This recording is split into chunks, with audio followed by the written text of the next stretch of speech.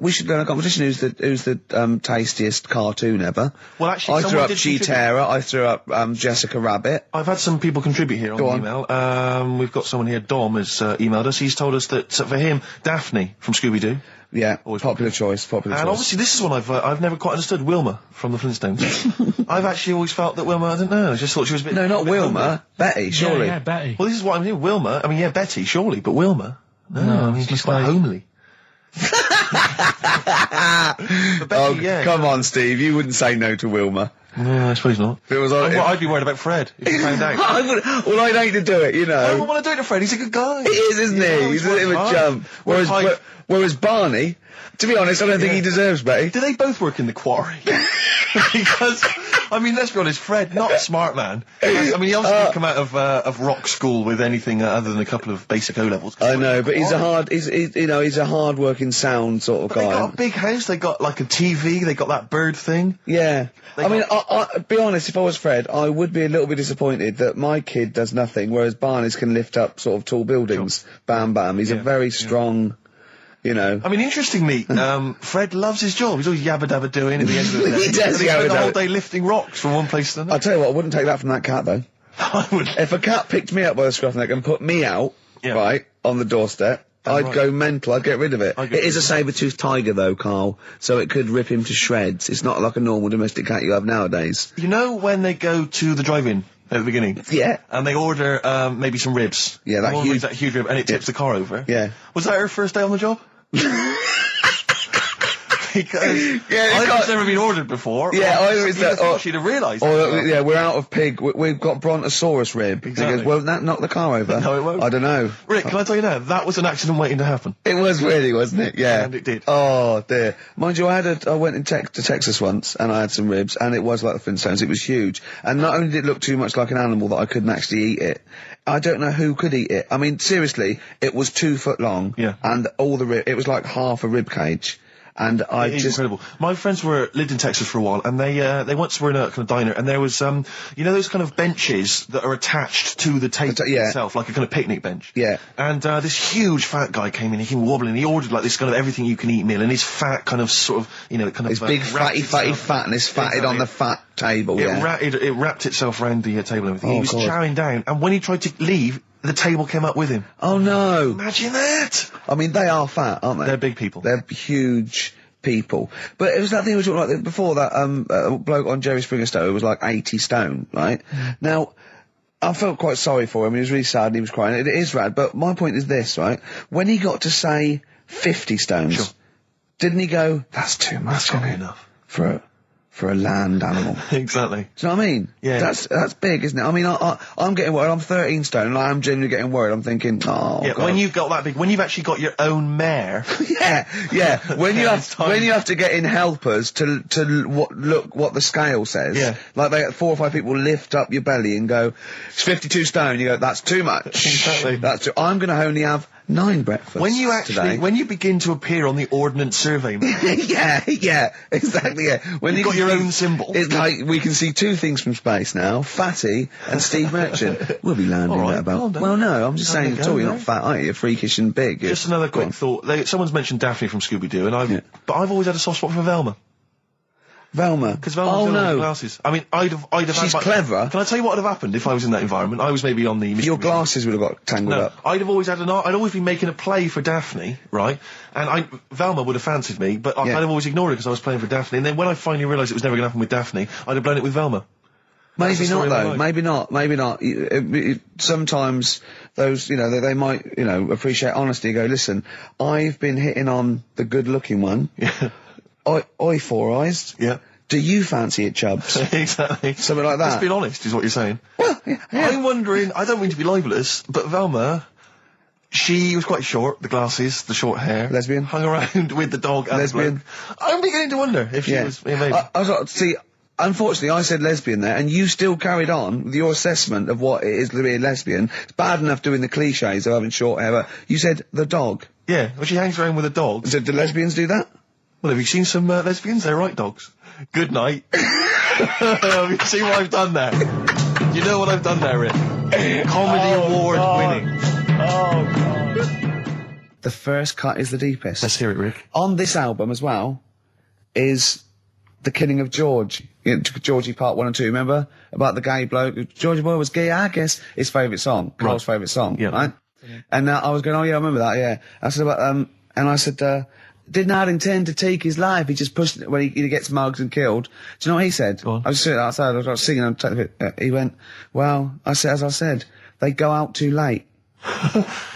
They go out too late? He meant gay people go out too late. He went, no, they do. I went, what do you mean? He said, well, they're always out, they go out when people are coming home. He said, if he'd have been in bed by 10, he'd still be alive today. That's a sobering lesson. And he went, there's one that works here and he's shattered every Monday. Oh, if you're gay and you're listening, just be in bed earlier. Go out when sensible people go out. Yeah. You're right, we're not on the continent, Carl. If you're gay and you're not in bed by 10, go home. Yeah. I don't get it. Now, right, okay, it's the film review. Carl, you just tell it from the heart. Tell us what you thought about the film, what you thought the... Can I just ask, is this the first time you'd seen Gladiator? You'd never seen it before? No. Okay. And what were your thoughts? Okay. The film review. Gladiator. It's alright. Nothing great.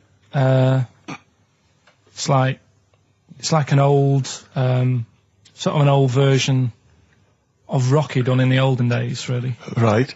A bloke fighting other people. Sure. How sort of well known is the story? Do you reckon people know the basics? Well, just very quickly, just do the plot. Quickly. There's a guy called Max. Maximus, yeah. Yeah.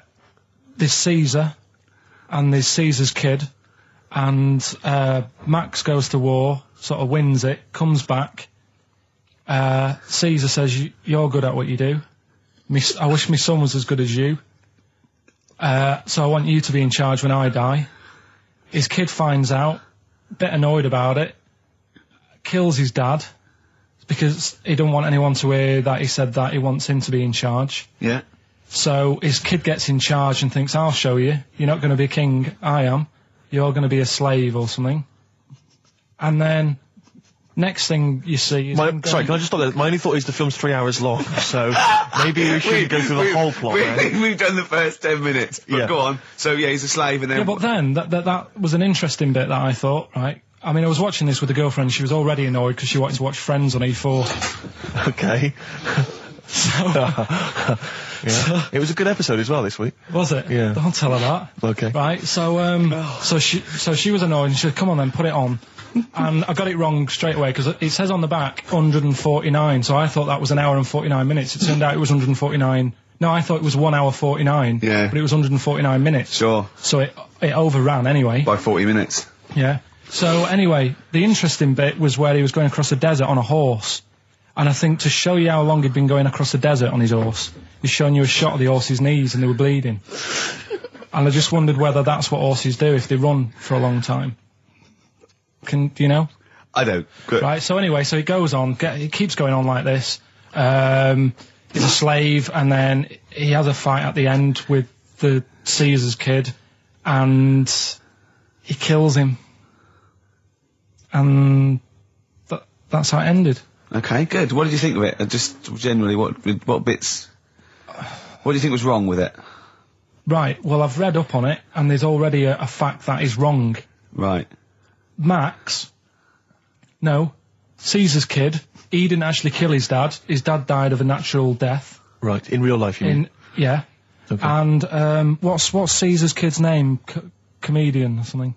I think it's comedian, yeah. Yeah. That's where the name comes from. When a funny person is called a comedian. He didn't actually get killed in real life by Max. No. He died by his sister poisoning him, and he didn't die. No. Are you saying that this is not a historical document? It's wrong. All over the place. Yeah. Well, next week I'm giving you Braveheart, and that is actually true. That is factually accurate. I can't handle it. It is. It was a little Australian fella that helped him out. Just for people who watched it, they know that the guy, Caesar's kid, yeah, he died. His sister tried to poison him. That didn't work. Apparently, he was a gay fella, and his boyfriend, who was a wrestler, strangled him. Where did you get this information? On the internet. I thought I'd look it up to see how much of it I actually got right. Yes. and that's what I read. Okay, so out of 10? 5. Really? Yeah. Okay. It's no good. I wouldn't get it out. It's annoying the way it says, like, you know, this film's got to be seen at the cinema, because I saw it at home and I don't think I missed out on anything. Very good point. I think that's probably the point they're making, but yours is valid too. We'll play a record, and after that I'm going to ask you about Rasputin, the mad monk. Go on then. When things like that happen, right, you know, you've been told not to mention it. Yeah. And you're like a little kid. Yeah.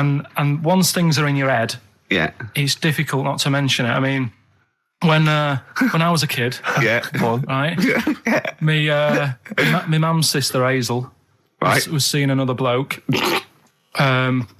It's weird because she's a lesbian now. That's really weird. That must have been an interesting Christmas. But anyway, she was seeing this bloke, and he looked like Ken Dodd, apparently. He looked like Ken Dodd. Looked like Ken Dodd. So people said, don't mention it because it gets on his nerves when you like meet him and you go, oh god, you look like Ken Dodd. So I said, all right, his name's Will or whatever. And I was introduced to him. First thing I said, nice to meet you, Ken.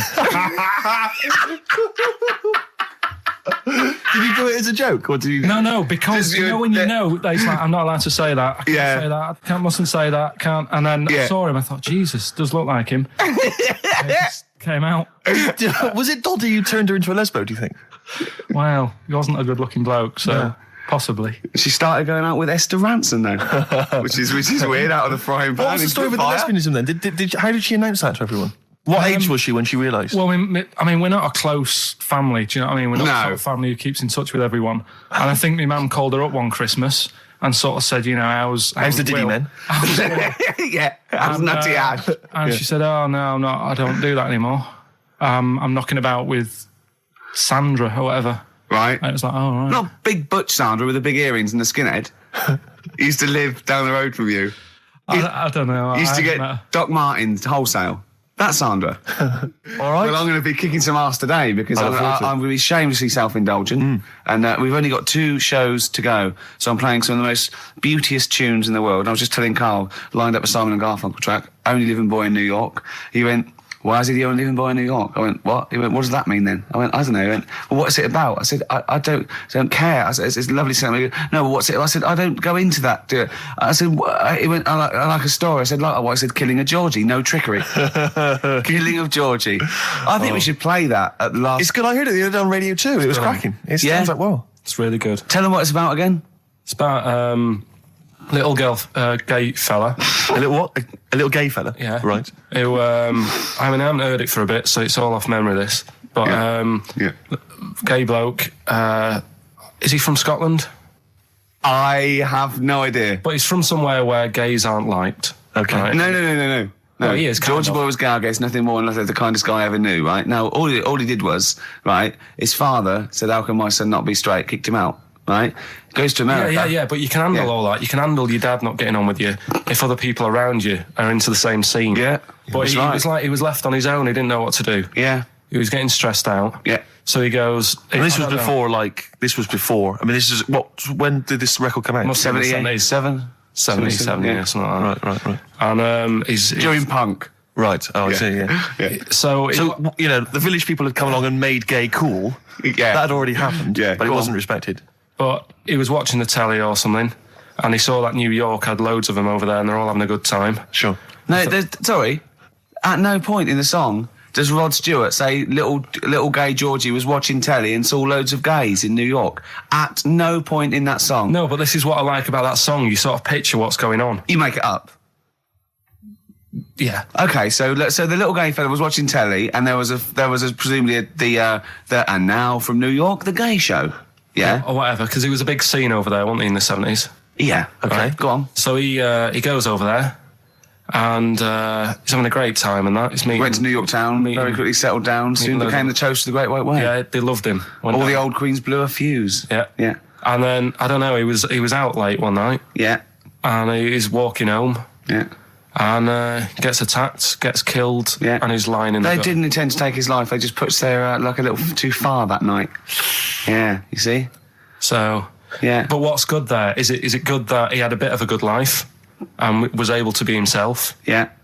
Or should he have stayed in Scotland? He didn't come from Scotland. Again, I really... Well, I think, is there any way we can get this song before the end of the show and play it? Because I've heard it recently. A lot of people listening will have never heard this song. They won't have any idea what we're talking about. I say what you said when we were talking about that song once before? Is it bad? It might be.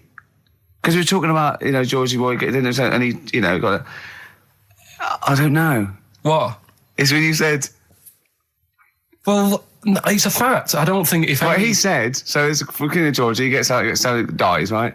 He goes, well, they do go out late.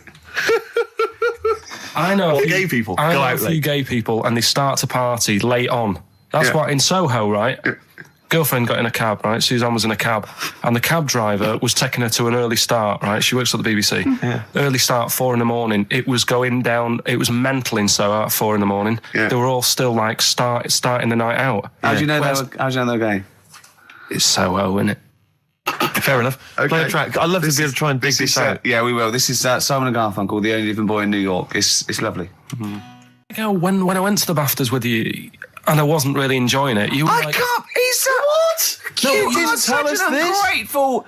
There are so many You're people. like a little charity case. You're like... Oh, I had God. chicks queuing up around the block. You'd wanting to usually come. have to... I know, but I someone told like you you. would have to write to Jim or Fix It or Esther Ranson to get them to meet us sort of people. And now it's on your doorstep. I'm amazed that you didn't enjoy it. Why didn't you God. enjoy it? You got to walk down the red carpet. You went in. There was George Best, one of your footballing heroes, was there. A load of other big names. You sat there in prime position. You came backstage with a load of other big names. Hey, you had a lovely bit of grub. You were filming this thing for the DVD you were making. That's you, a cameraman on our DVD. And yet you think, now you look grumpy because you had a couple of pints and you... I can't believe So it. tell us why you didn't enjoy it, because the ceremony, what didn't you enjoy about that? It was interminable, wasn't it? Far too long. Wasn't it awful? 3 So boring. hours. I thought you were going to say something. Really? Sorry. 3 hours. Yeah.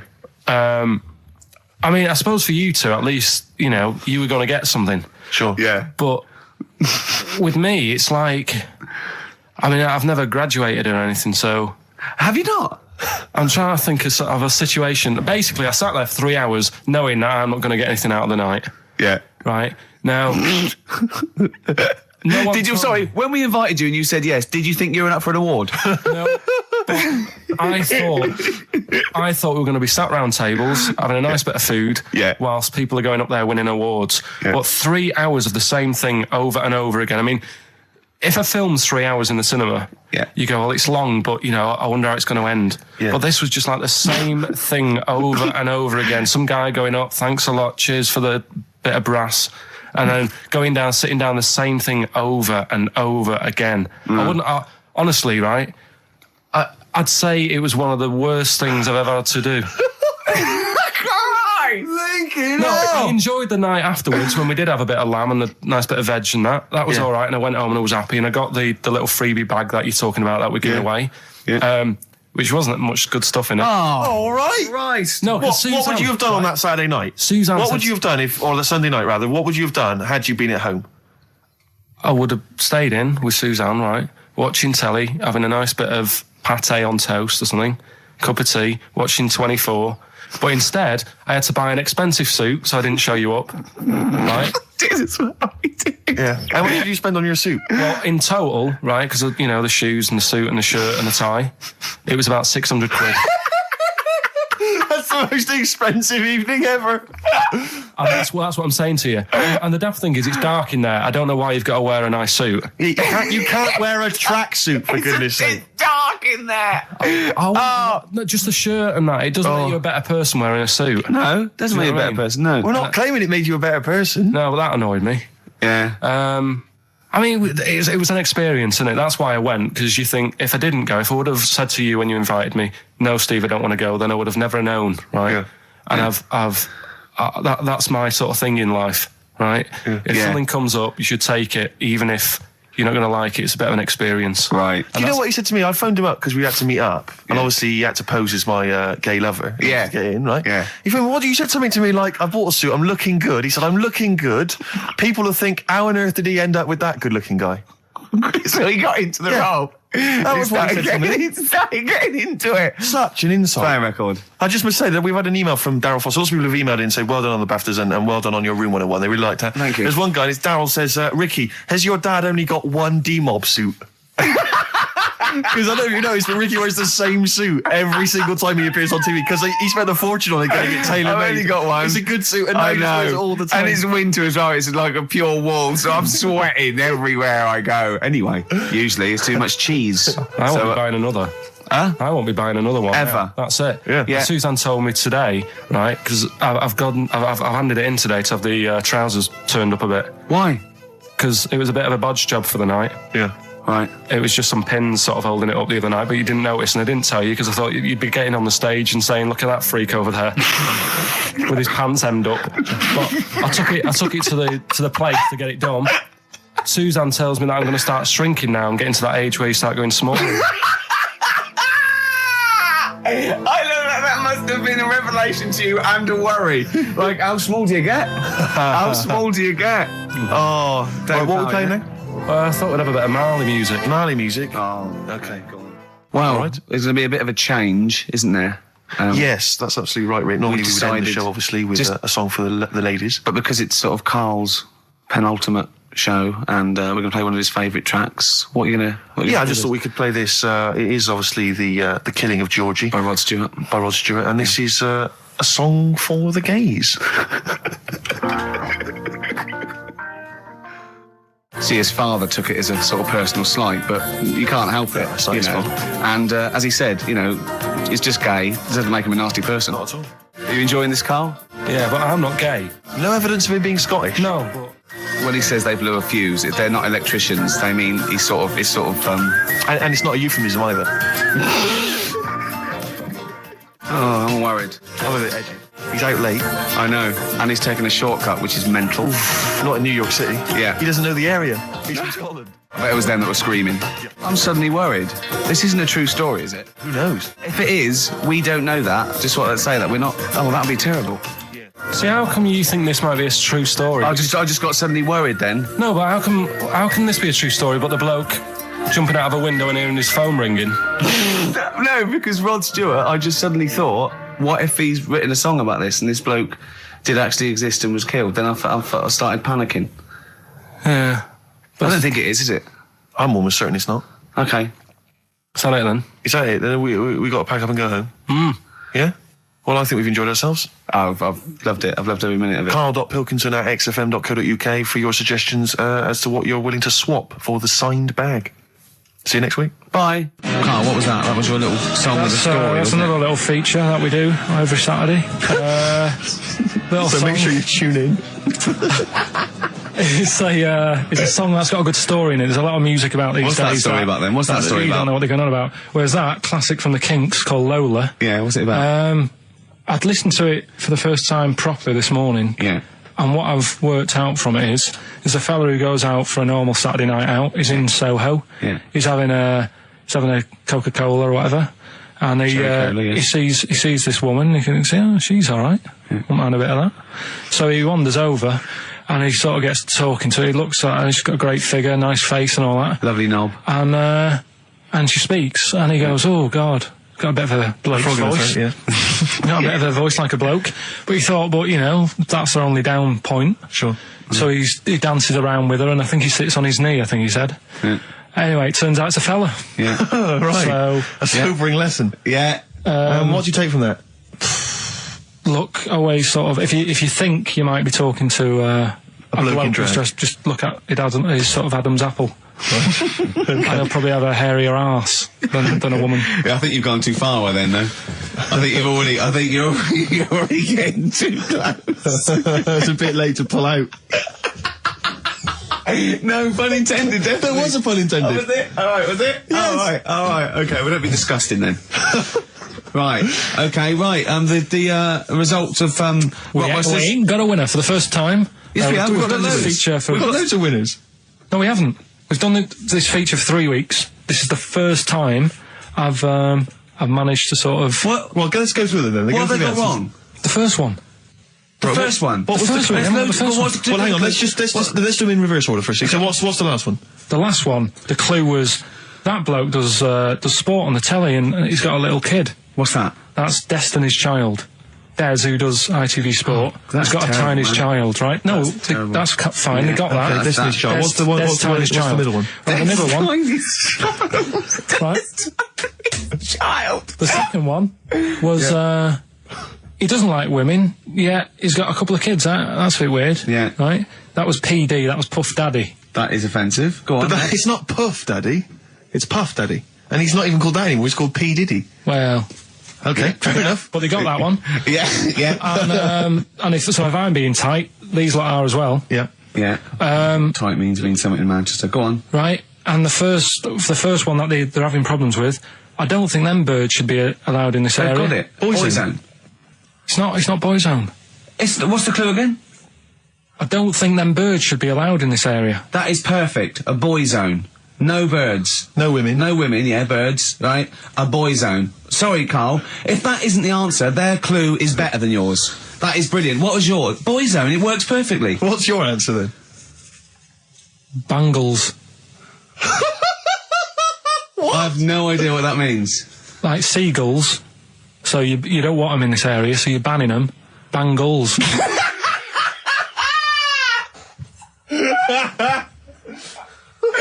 Oh! Well, give it to boy zone, because boy zone's better. Don't use birds to be allowed in this area, it's a boy I think zone. we should have a rollover. Carl beat them. Carl beat them. You have to use his logic, But surely. theirs works. You can't do what am I thinking. No, that's not what I'm thinking. It perfectly. It works perfectly. I think you've got to give it to the ones that got the boy zone. Well, how about, right, because they didn't actually get into my head and my Well, way of thinking, heaven right? forbid. How about we just keep back the David Attenborough, and they can have, I'll chuck in the Hellraiser, right? Okay. and Blondie album and the Madness Yeah, one. okay. Pick a winner at random.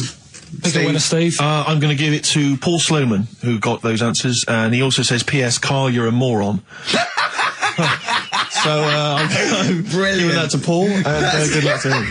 Right, well, He's got a crazy night tonight. If we can rush these over to him, he's got a cracking Saturday night. well, if I'm a moron, I might get your address wrong when I send them to you. Oh, Coming right back at you, Paul. Yes. Right, John, play your song. Is this what we Oh, almost Carl's done? annoyed because Wow, they didn't he's get wild. banned goals. A song from song for the ladies. I think we seem to have missed this a lot of weeks, but this Sure. is, I've been wanting to play this It's for not like ages. us to forget things like that. This is a band, Frente, who kind of came and went and no one yeah. was particularly interested, but they did this lovely acoustic version of the New Order tune, Bizarre Love Triangle, Oh, and right. this just shows you how incredible the melodies and the words and everything are. Brilliant, I'm a fan. New Order, just play this. Good night. Songs for the Bye-bye. ladies. Is this Bye. in the week? Do you reckon Richard Anderson will be back next week? Yeah, Richard Anderson will not miss this show.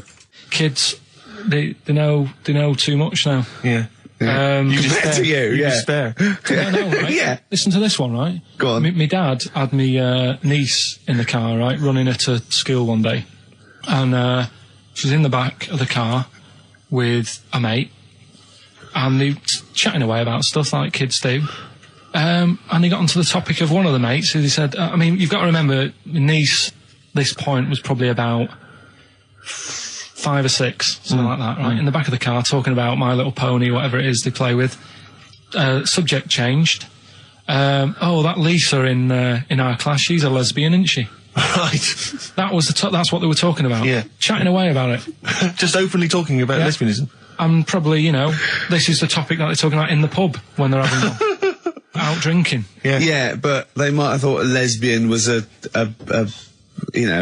funny word or something. You don't necessarily know the ins and outs of it, do they? He's weird though, isn't it? Because when I was younger at school, you didn't you swore a little bit, but it wasn't like major swear words, and you sort of did a little bit of nicking, but nothing like they get up to now. I mean, if My girlfriend, when she was about 7 or 8, she was walking to school with her mum, and she called her a C-U-N. Right? You are joking. No, she said, because she thought it was she said she thought it was a big furry animal.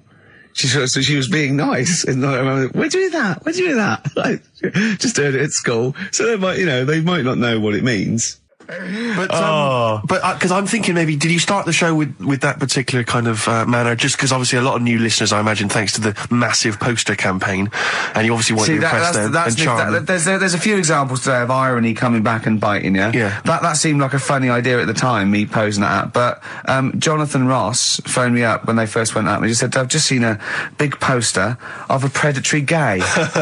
Yeah, you do look a little bit. Yeah. Hello. And what's your name? Would you like to sit down here?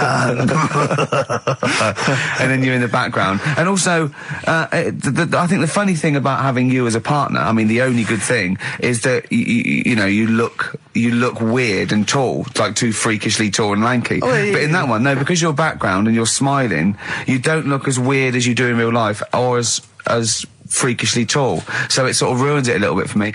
They found out that scientists. Oh yeah. I've found out 17th century that like now, 1 in 10 rams are gay. 1 in 10 rams are gay. Yeah. Yeah. So that was like Wallet. That's how I could get that in. They got a load of gay and straight rams. Right. They worked out which were which first. They said, right, that bunch there is a gay bunch. They looked better. They just had more pride in their appearance. And the other ones, you know, the straight ones. And then they gave them to this scientist and said, right, go on, do what you got to do. And they took the brains out of all of them. Just to check. And they did tests on the brain, and it worked out that they've got something smaller in the brain. The gay ones have got something in the brain that makes it smaller. And they said, right, well, that's probably how it's going to work on males, on like males and females and like humans. So you took from this that gays have smaller brains than straight people? No, there's something in the brain. Right, go on. So if someone's saying, you know, oh, I'm a gay, or they're not sure or whatever, they will now be able to find out. So you can go to the doctor and to find out if you're straight or gay. Is there any gay in my brain? Let's have a look. Do. You've got a little bit of a gay in you, yes. A little bit of gay in there. Yes, you've got the, you've got a little bent cell there. Well, that's why they did it, anyway. I don't understand how they could differentiate which was straight and which were gay to begin with, before they then gave it to the scientist. Wasn't that what the scientists figured out? How could they tell? There's one theory that it's genetically determined. There is one. There is a theory that's genetically determined, but I don't think it's as easy as pulling a sheep's brain apart and finding a little pink sort of like blob in there and going, right, we've taken the guy out and now he's going to go and shag some ewes. I don't think it's that straightforward. Although homosexuality does occur at a similar sort of rate in animals, I think. Yeah. Yeah. So you knew that, didn't you? So that's that one. I mean, I just like the idea of the farmer figuring out which is straight and gay. Well, that one's wearing quite a camp-looking neckerchief. So I'm thinking maybe he's gay. Is that? Yeah. I love the fact they can. That one's a big fan of Sophie Ellis-Bextor. Yeah. They would. They put on ABBA and see which ones dance. Exactly. That's how they. Which one? Yeah. Put on like Barbara Streisand and see which ones sing along. That is rubbish. What did I find out? Did you just say that is rubbish? No, I found out other stuff in the week that didn't make the top 3. Wow. We haven't even had to. This must be mediocre stuff. This must be really bad. Yeah. Or it might be dubious. Go on. We've got to think proactively now. We've got to sort this out. See, there's always other things going on in my mind when I'm in that pub quiz. For me, it's just a little bit of fun. Sure. It's a night out. You know what I mean? Suzanne enjoys it. Yeah. It's a bit of a get-together. We have a chat beforehand. Yeah. We have a bit of fun. Yeah. But there was other things on my mind. Well, Carl, I could do that here. I don't have to lose a tenner. Wait, what were you thinking during the quiz then, when the questions were coming out? What were you thinking of? Well, what it was, right, just before the quiz started, I had to go to the toilet, right, because the rule is, right, people who don't go to it, once it starts, phones off, no more toilet. They take it dead serious, don't they, right? Yeah. So, I went to the toilet. Now, I'm not being out of order here, it just got me thinking, right? I went to the toilet, the gay fella in there, right? There was a gay fella in there? Gay fella in the toilet. Now, how could you tell? How did you know? Just typical, you know, everything about it, right? Everything about it, right, yeah. Oh. What, large handlebar moustache, leather cap. Butt plugs, amyl nitrate. Could I just say that These views do not reflect the views of the management of XFM or me and Steve. Or Go on, most Carl. of the people in this country. Go on, Carl. What's your problem? Yeah, but this is what I'm worried about, really. But this is why I only got Danny Minogue right. Right? Because this was floating around my mind. Went She's to a the big toilet. gay icon, Now, isn't she? go into the toilet. They have like men's cubicle and they have women's cubicle. Yeah. Now, without sounding out of order, is it wrong for me to think gay men should have their own little cubicle?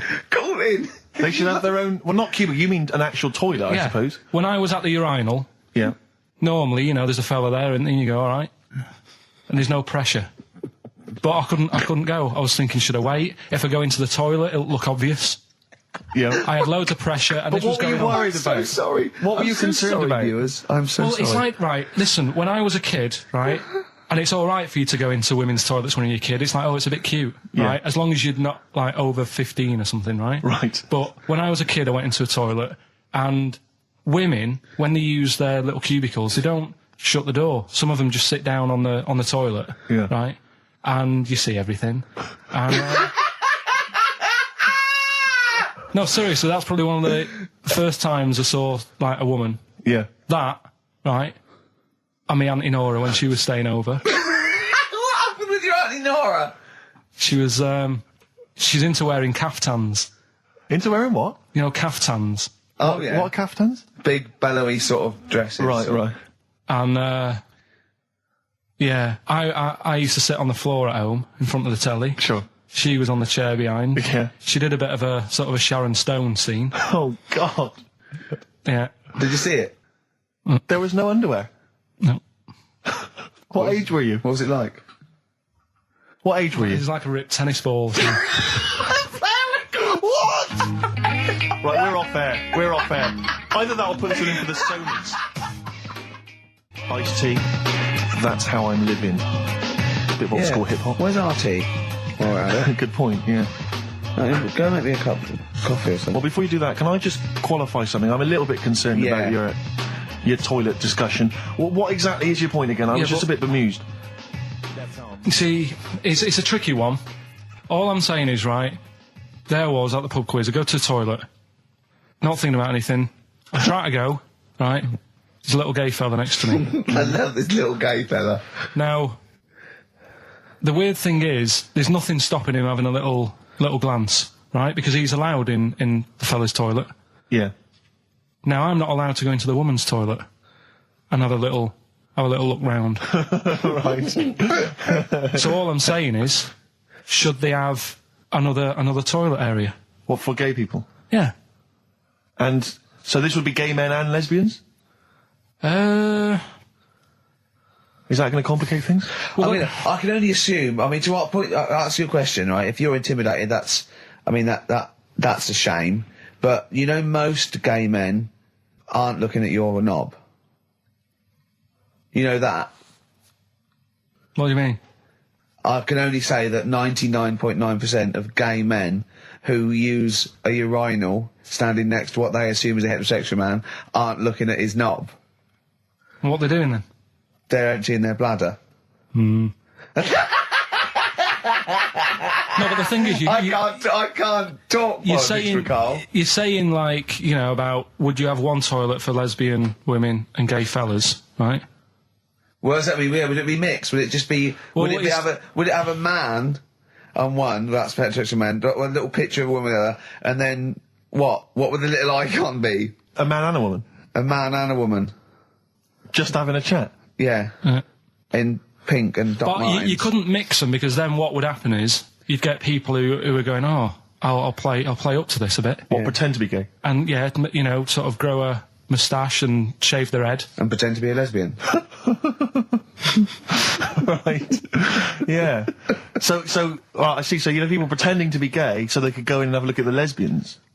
Yeah. Right. So that would mean that we need 4 cubicles now, would we? Yeah, no, this is fine. 4 cubicles. So every pub How now... many toilets do we need at Every the pub's moment? now got 4 toilets. Oh, Carl, bisexuals. Yeah. Now, interesting. Bisexuals. How many toilets do we need now? Call the council. Do you use any? Huh? No. No, because they're interested in everything, aren't they? Because the little bisexual fellow will be looking at your knob. Right, with them, What you do, you just have a door, you open it, and there's one urinal there, so you can't get a queue. They have to sort of wait. I just thought that, well, why can't there just be a thing between the urinals so no one can look at anyone else's nuts? Wait a minute. Just to go back to Ricky's point, what stops, even if we've got the toilet for gay men, what stops the gay men who want to have a look at your willy going in the regular toilet and pretending that they're straight? Most men don't wear gay across their head. Exactly. They don't have a tattoo. There's no branding yet in the British house where they have to declare. So we're going to have to expand this. What So we've all got to carry identity Do you know cards. you can see a gay, can you? Coming a mile off. No? No, I'll just hold it in next time. No. Can you tell gay men? Do you know a gay man? I'd say probably if you did if you lined some people up and said point them out, I reckon I'd get. But hold on, we're not talking about people dressed in leather with the arse cut out and an handlebar moustache. Yeah. We're talking about the everyday non-scene. Of course. Yeah, but I mean, suppose I put you in a room and there was 10 naked men, right? Yeah. And there's 5 gay men and 5 hetero. Could you walk along that line looking at those gay... Am I naked? No, you don't have to be naked. Why would you have to be naked? To catch them out. Play a record! How would you catch them out? No, don't go into it. Don't go into it. Play a record. I'm miserable now. Would you share a toilet with Morrissey? From Manchester, you'd have a lot to talk about, wouldn't you? Yeah. We've had an email, Rick, from Jim, and he's just simply said, what about a separate cubicle for bold Mancunians? Wow. Makes a lot of sense. Yeah. You just have your own toilet. I'm Ricky Gervais, with me, Steve Merchant and Karl Pilkington, and a few new characters, Steve. I can't believe As that. I said, I know you love Moyles and his sort of wacky stuff, and Chris Moore, Edmonds, one of the greats, one of the and greats. Edmonds, and just all Well, I'm going to go along the same sort of vein. I've come up with a couple of. Can I show you one? I'm excited. Okay. Well, it always starts with a sort of doorbell. Okay. So it goes, ding dong. I go, oh no, hold on, Steve, hold on, Karl. Who's that at the door? Yeah. Hello. Oh, hello. Oh, look, it's Camp David, the right queer gay. Oh, hello, you look all gay today. Is that because it's nice weather? Oh, no, that's not what it means. Oh, have you got a girlfriend, Camp David, the right queer gay? No, but I've got a boyfriend. Oh, bye. Right. So there you go. We'll be hearing more from Camp David, the right queer gay, and Holy Fuck the Funny Little Chinaman. What? All right, Karl. Yeah. Is that your sort of humour? It might not be your sort of humour. You just should have run it past me before you did it. Yeah. What one are you worried about in particular? The not Camp David. Well, say his name. No. Say his name. Which one? Well, I don't know which one you mean. The Chinese fella. I forget who that was. What was his name? I can't remember. Well, if you can't remember, it can't be that good, so we'll leave it. We won't do it again. Right? Oh, ding dong. Hang Who's on, that? who's this? Oh, hello. Oh, look, it's David Gray, the bent piano player. Oh. All right. I thought it was going to be Columbo. That would have been a joy. Ding dong. My wife loves you. No. Hello. Oh, I don't believe it. Look who's turned up, can't Karl. believe it. The weird thing is, Steve, right, that is like what I imagine Ricky's house being like when people are ringing the bell. Because they're all so different. It's got a little... He's obsessed with all my friends being slightly different to each other. I've never understood it. He goes, there's no thread. There's no thread to them. All my mates have got a thread running through them. I was in literally after they walk out of the home. Yeah. But what do you mean my friends all different? Well, that could be... It wouldn't surprise me if I was round there and the bell went, and I said, do you want me to get it? And he said, yeah, and I opened it, and it's, what, holy fuck? holy, yeah, he's at the door, right? And then I'd say he's busy, close the door, bell would go again, then you got the little gay fella. David Gray. Yeah. And then, do you know what I mean? Yeah.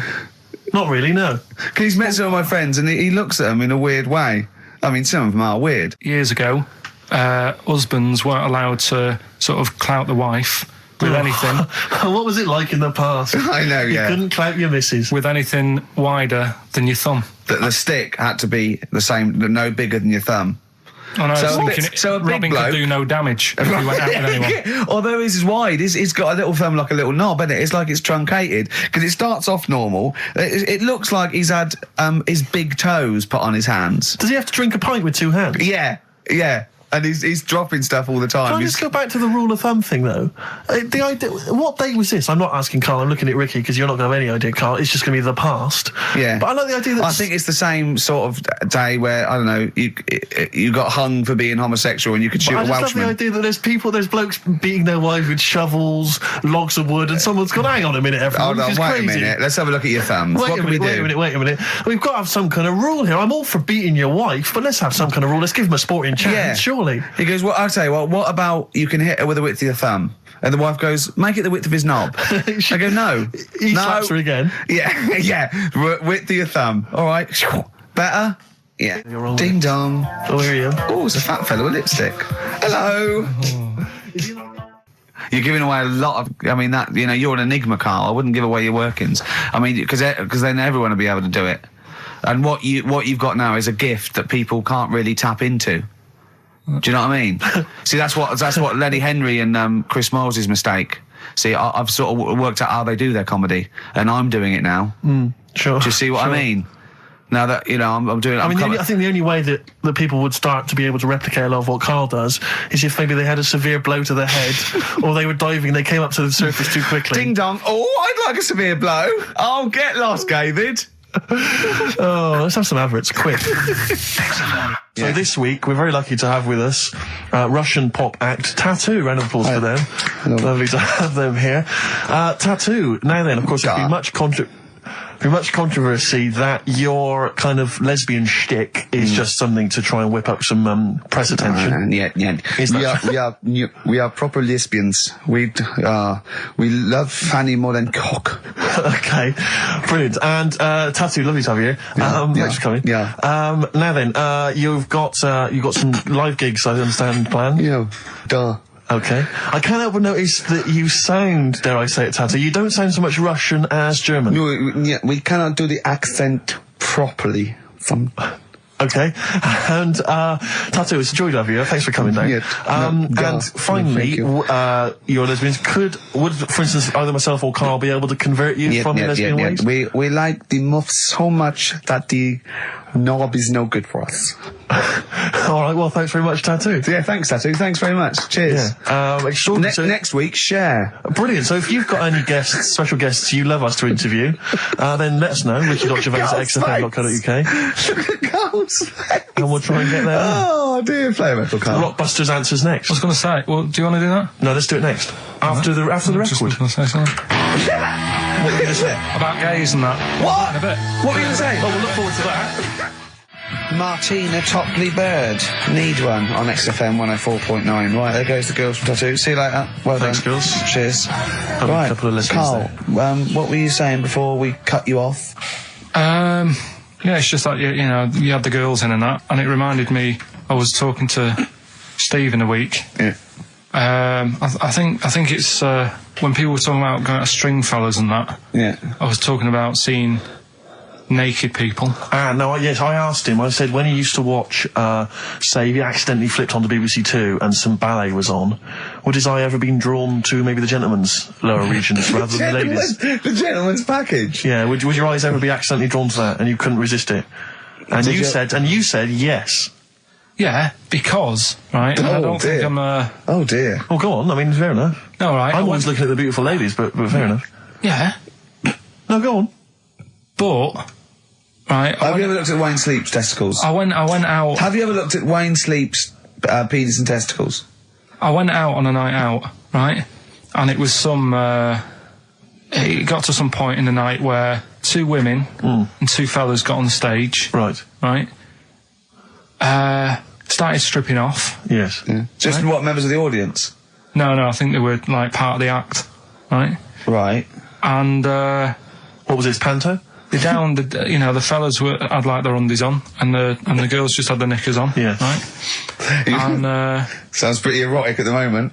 Go on. and at the same time, they all whipped their pants off. Yes. Right? It was Now- Bucks Fizz, wasn't it? The adult show. Now, I said to Steve, at that point, Sorry, I wasn't there. He said it's to be later. yeah. I said, well, you have a quick glance at the fellas. And then the annoying thing was, I thought, right, now I'll have a look at the women, and it was too late. They put the knickers on. How long were you looking at the fellas? Not that long, but it Why was were you like, looking at them first? that's human nature, innit? Why? I don't know, but I'm sure you would have done the same thing. You just sort of think, well, how are they shaping up? So they weren't it's a shaping up at comparative all. test. So who had the biggest knob? Which one of the blokes had the biggest knob?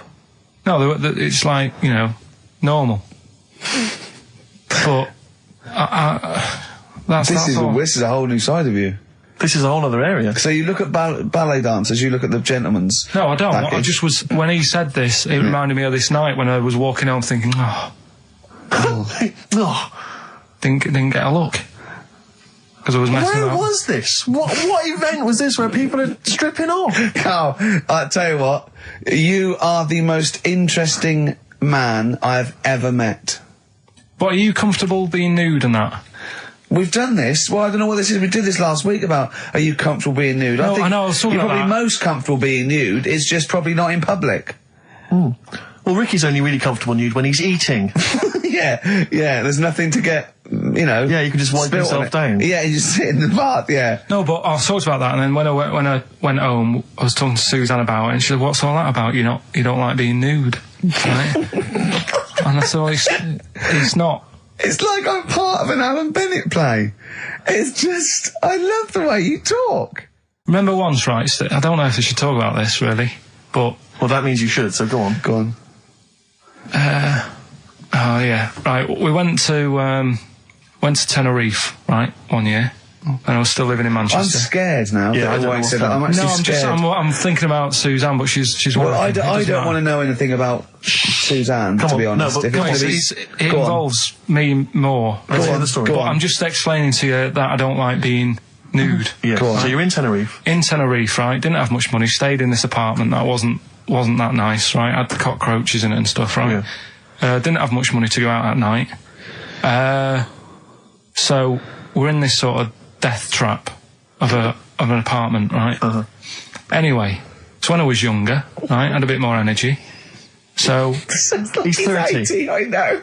so start having it away a bit. It's a joy. Beautiful. It's so, good, yeah. I'm going to hit it away. I love it. Go on. Right, so, doing what I do, right? Yeah. Someone starts banging on the door. So Suzanne Everyone's says, at it. Right, so you mean knocking on the door? Right, okay. knocking on the door, right? So Suzanne said, you better get it. So I said, I can't get it now, can I? I'll have to wait a bit. Right? I can't go to the door. Go on. So the banging's getting louder. Yeah. Someone at the door. Yeah. And she's like, hurry up, it must be important. I'm like, in a minute. So anyway. I don't want to know anymore. No, come on, finish the story. Open the door. It's a fireman. So I just stick my head round, and he's going, you'll have to get out. The building's on fire. Right? So I'm like, in a minute. Sorry, you weren't still having sex at this point? No, but, Right. still sort of got to wait a minute, or I can't get my pants on. Oh, Carl, I wish I'm so sorry. Right, go on. So the place is burning down. So it could be a serious big fire going on. Yeah. I'm sort of waiting. You can hear people sort of screaming and that, panicking. Is that because the door's open and you're nude? The fireman saying, will you get out, I'm saying, in a minute. Right. And Suzanne was saying, think of something that's not sexy. Sure. So I was thinking of people, thinking maybe down in a fire might sort of calm me down. Yeah. Then the fireman said, we need a big pole. Yeah. Yeah, Sure, go on. But what I'm saying is that, to me, I wouldn't have wanted to go out and be safe over, do you know what I mean, over being naked. I don't like walking about without on. So what I'm saying is, even if that fire... I love the idea of everyone huddled in there with all the firemen. It just, the camera's fans along and there's Carl. Yeah, a just local news report. naked. With still But would you have gone out without on? But why do I have to go out with now on? I'll just grab a pair of jeans. All right, but you've just, What? There's a fire, Carl. Yeah, but See, not everyone looks at men's packets. That's only you, remember. Most of the other firemen wouldn't be going, oh, look at him. But what I'm interested in is he's how pleased long, to see us. Carl, how long did it take, and did the thought of dying in a fire help? After a bit, but the fireman sort of had a go at me. Sure. What do you mean? Well, he wasn't happy that I was dawdling. Well, to be fair... But what can you do? Answers on a postcard. To the usual address, XFM. Who's your auntie with the tattoos? That's Hazel. Oh, right, yeah. Let's leave that. Why? Oh, let's Why? not talk Well, about leave it. What have I come across there? What's up with that? Auntie Hazel? What's up with Auntie Hazel? There's nothing wrong with it. It's just What? just a lesbian, which is nothing wrong with that. Well, no, but you've made it sound like there is now by not wanting to say it. My auntie's a I lesbian. know what you're saying now. I know what you're getting at. Just because I call her Uncle Hazel. Play a record. He's from Manchester. Please forgive him. I had earrings ages ago, but... Did you? Yeah. Oh, But yeah, you're a when man who when I was about notoriously 18. hates pain, and he's scared of everything. It hurt. I was about 18 and I took 2 in 1 and they did it right and he just went and I went alright, I went yeah. I just went, oh god. Did you have them in both earrings? It's just it was like a staple gun. I just went yeah and it did really hurt. I thought, well, I'm not doing that again. It hurts too much and it just throbbed. Were you still living with your parents at the time? No. I mean, what do people... your kind of oiky Reading family, what would they have made of... Oh, well, they know I had them afterwards, yeah. But did they take the mick? Oh, God, of course they did, yeah. Yeah. Rick, you ain't going to eat like that. Oh, you'll get followed. Oh, look at you. Look at that. Yeah. That's disgusting. And when I was new romantic, my mum said, bloody hell, I thought I only had one girl. Which is the earring? Because isn't it like one ear is for gay people and one is for straight people? Is that just a myth? Or I don't know. It might be be something to do with which ear you had it in. Yeah, there probably was sort of like signs for that. Yeah, it's like when you're growing up, I had loads like a white polo neck, right, and a ring on your little finger. That means you're gay. Yeah. Yeah, like if you can see him coming. He's just consulting your little chart. Exactly. Hold on. White polo neck. Yeah. Those are the earrings in the left ear. I got it. I don't know where I am. Wasn't there that thing that the famous cover of Born Bruce to Run? Springsteen? Yeah. Well, you didn't know the handkerchief. Yeah, it was handkerchief in the right hand pocket. Dominant and was. Yeah, I don't know. But, where is this information? I wouldn't have known that. I might have gone around, with, if it was hot weather, something to mop my brow, I wouldn't have known that. Can't the gay people kind of notify us? Can't we have some kind of website or something we can check out? Do you still go to that pub with all those sort of like butch blokes? Lovely guys. With the moustaches and, yeah. The caps, great guys. A lot of them are firemen, a lot of them are like traffic cops. Great people. You know what I mean? Fascinating you know you're safe in there. Yeah, also, there's no women to... It's like you're just having a great time with the lads. And there's nothing... It's just brilliant. Playing pool stripped to your waist. Yeah, I know, yeah. I can talk. Oh, my back's to that. So, now coming up the verve, after that, an amusing link about gay handkerchiefs. Oh, really? Looking forward to this. I've got that feature Educating Ricky, which is a bit of a play on words as well. Right? Do you know the film, Steve? Educating Rita. Yeah. I see what you've done. Go on. I'm doing that, and I teach Ricky stuff. What do you teach me, Carl? Well, I've got a few different topics. Go on. Do you know, like how you taught me about Hitler and Che Guevara and Winston Churchill? Mm-hmm. I'm going to come in with topics every week, and this week I've got ghosts. Hanging bacon is one of the topics. Say that again. Hanging bacon. Hanging bacon. All the titles. Francis Bacon. No, all the titles are sort of named to sort of tease you and get you more interested in it. Hanging bacon. Well, you've certainly intrigued. Go on. What's another title one? Hairy Chinese kid. I'd go for that one. If there was a university degree with that title. Yeah, no, I'm going to go for Hairy Chinese Kid, I think. The final one, Alien gives man a beard. Right. Alien gives man a beard. I am going to burst. Right, listen, Carl, you've got to tell me. Right, let's do it in reverse. No, we're not going to do it now anyway. What do you mean? We've got to do it now. I mean, this is the first interesting thing you've said in an hour. Okay, the listeners have just been subjected to rubbish and mistakes and everything for the last 6 months. Please, we've got to do Alien gives man a beard. What is that? Tell us that. Right. Sorry, this is just you telling me something, is it? This feature is you telling me something. I'm teaching you something. Educating Ricky. So are we playing it now? We're already into this feature. Well into this feature, are we? Yeah, I suppose we are, yeah. Should there not be a jingle or something? Yeah, can we have a There's jingle? no point, because look, I come up with ideas and you dismiss them straight away, so I'm not wasting my time making stuff. Right. If you don't like well, okay, it. let's play Educating Ricky. Right. Brilliant. Go. Right. Right, so- Ding-a-ling-a-ling-a-ling-a-ling. Educating Ricky. Right, what are we going for then? Hanging the bacon, airy Chinese kid, alien gives man a beard. I think Alien gives man a bit. I'd like to do that. Right, there's this fella, I think it happened in America, and he saw a bright light in the sky. And God, if you're bored. he stood there. This is a true story, is it? Yeah. He stood there, Yes, of course it isn't, Steve. and he saw this bright light, and it came closer and closer, and it was a UFO, right? Yep. And he looked at it, and it disappeared, right? And he gets back in his car, He looks in the mirror. and he looks in the mirror. Yep. He's only got a beard, He hasn't. You sure it wasn't someone else who got in the car and he was still standing out there? right? What? And it turned out, Yeah. he got home and said to his wife or his girlfriend, it's a bit weird. So I just got out of the car to look at a bright light, and I got back in the car, I grew a beard, and she said, never mind your beard, where have you been for 3 days? And what had happened is, He passed out because he was pissed. no, the UFO had taken him for 3 days, Yeah. but he'd only thought that he'd only looked at it and it went away. Yeah. But what had happened is, yeah. he took him, and Yeah. he grew a beard because he hasn't had a shave. Right, okay.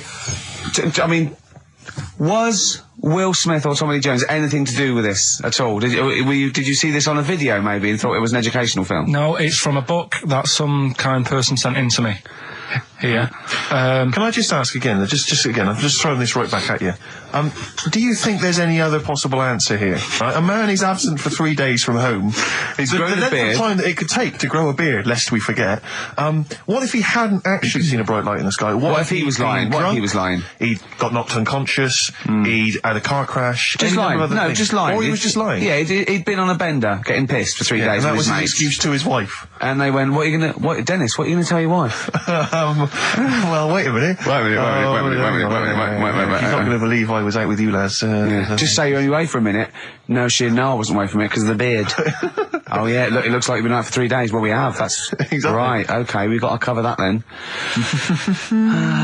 Alien abduction. Great one.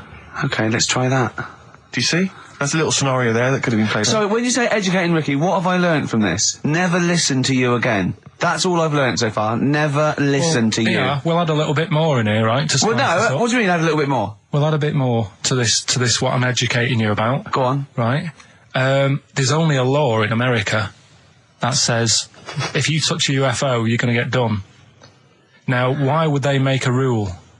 I don't know that. Do you know, like all their rules have a code? Carl, I genuinely do not know what you're talking about. Right? Do you know, like how here they might have? Do you know I what? have no idea. Right, Okay. Do you know, like over here? I'm listening to Capital and New Tech. I got Foxy on from yesterday. Right, let's bin that. No way, it's great. No, I want to hear about Airy Chinese Kid. let's play a tune. And Okay, then come play a back tune, with come back with Airy a Chinese Kid. Kid, definitely. Some doors. Yeah, I Yeah. just thought I'd go back, Oh. take it back to the 60s. This is a tune that a friend of mine sent If me. you touch a UFO, you get done. Soul Kitchen from the Doors. Shambles today. This. Right, okay, educating Ricky. What have we got? Airy Chinese Kid, go on. Right. Yeah. This is the. I didn't want to do this. What do you mean you want to do it? Well, I wanted to give you three, and I gave you one. It was like the alien man gets a beard or whatever. Yeah, And- which was total rubbish, so this one should be better, maybe. Hairy Chinese kid. Right, well, we've talked about hairy people in the past. True enough. Haven't we? Yeah. You know, the little kids who grew up in woods and hung around with wolves and that. Yeah, again, you're confusing it. Yeah, they're not, there were some people that were born very hirsute. They were not the people who were brought up with wolves. You just put that together in your Homer Simpson type mind. Right, well, this is like a sort of close to that sort of story. But the weird thing is, right, Chinese people aren't that hairy as a nation. No, seriously, that's a well-known fact. They don't have that much body hair and stuff. Okay. So this little kid who was born over there, he was like covered in stuff. Was he? And it was only his nose that wasn't hairy. The rest of his body was caked in hair, right? And his hair sort of What grew. sort of hair was it? Was Thick hair. No, what I mean is, was it sort of like a pony's mane, so he just looked like an Ewok? You know what I mean? Just like hanging down sort of straight, dark hair. In the picture, it looked like it grows from his eyebrow. It grows from his eyebrows quite thick, and then it just goes all the way over his head. You don't think it was just really long eyebrows that he'd done a comb over? No, it was all over his body. It had a picture of like his back and that. Yeah. And Had he styled it? Had he styled it at all? Did he have it in a quiff or? no, it was just hanging everywhere. all over him. Yeah. And they were like, this is a bit weird, happening in China, where we're not normally that airy. That was the scientist speaking there. Yeah. And the local press and that were getting him down, calling him monkey boy and all this. Oh, And thinking Chinese press. but the doctor, Yeah. Oh. They're cruel, aren't they? It's like those game shows. That's Japanese, isn't it? Yeah. That's what. Yeah. and the doctor said, I was talking through all that time while we were just like talking to each other then. Because I turned round and I still saw he was talking. Go on. So anyway, the local press came in to see the hairy boy, the monkey yeah, boy. and they were like being tight, taking the mickey out of him, and the doctor said, Showing him nuts. he's only airy. Said he's a healthy young kid. The only faults he's got is he's got a little bit of eczema and a boil. And he said everybody should just treat him the same, and I think he grew up a healthy kid. Yeah, so that's the That's the end of the story. That's not a story. why. But I've got nothing. I don't know what to say to that. So someone in China was born slightly hairier than the rest, and he was normal apart from eczema and a boil. That to me isn't a story. But if it is, I've got a million. I mean, it's sort of like bloke from Manchester went a bit bolder than the rest, got a job on radio. He was normal. I mean, that's not a story, is it? Because my Auntie Nora, she same thing, pumped her with loads of drugs. She used to have a cabinet next to the bed is like boots. She's got loads of stuff, right, for all sorts of stuff. And I mean, she's not that old, but she's on loads of stuff, right? She's and a bit coked up, is she? She called up my mum once. And, Yeah, you told us this. Go on, tell it again. And she said, "Oh, how are you doing?" And that. It's all right. Bit worried though. My mum said, "Why? What's up?" She said, "I've been breaking wind." So she goes, "Well, She says, "No, but this one is going on and on and on." And she was like, she was like, what do you say? What's like passing wind, farting for 5 minutes. one thing, not like, trumping and then nothing. Yeah. Continuous drone of a fart. Yeah. I don't think she had. How big was she? She must be the size of a barn. No, she's not that big. She's she's good for her age. No, but I mean, quite slim. no, It's but just- fighting for 5 minutes. Where's all the gas? Was she circular breathing? Was she sucking it in with her mouth? It was just, I don't know that much about it. But she called up my mum. About 2.5 minutes in. Could you hear it in the background? 2.5 minutes in! 2.5 minutes in, she called my mum up, and it went on for a further 2.5 minutes. Oh. And she just stayed on the phone, did she? Where was- Going, can you hear that? Well, Did she hold the phone next to her arse? Listen to that. She was off the I'm ground. trying to work a tune down. She was actually hovering. She was 4 foot off the ground when they found her, the ambulance men. The cat's dead. Don't light a match! Don't light that cigarette! Yeah, it's like that advert. The kids come home from school, switch on the light. Yeah. There they see Granny hovering. Turn the light on. Be careful if you have an elderly woman at home. Yeah. Drugs make you fart. so that's what I'm saying, just let these people... What are you saying? No, wait a minute, what are you saying? I'm saying let people enjoy the life they've got left. No, you're not. You're saying don't put them in hospital, leave them at home to die. No, I'm not. Give them a Rubik's Cube and let them die. I'll tell That's what you you're something. saying. Yeah, I'll tell you something now, right? Steve, I'll tell you something. I didn't want to do it because it brings the show down. But she did die. Who, the blue-handed lady? Yeah. How do you know? Because I said to my dad, how's the woman next door? She said, oh, she went last night. They've got an old fella in there now. God. So, there you go. So, wouldn't it have been better to leave her at home where her friends and family can call and speak to her, even nip that round if they want, with a cat, I imagine. No, it's definitely a cat now. What was that cat's called that you imagine? Probably, I'm seeing like a big ginger one, so I don't know, something like, I don't know. maybe ginger or whatever. Maybe I'd a budgie. But that's what I'm saying, just let him enjoy his life, because dying in hospital, I wouldn't like to do it. If I went to the doctors and they said, you haven't got long life left, I'd say, well, I'll stay at home. Yeah. And that's the point I'm getting at. Yeah. Right? If you can't do anything for them, let them enjoy their life. Yeah, a Rubik's Cube. Right. Well, me and Carl went out, right?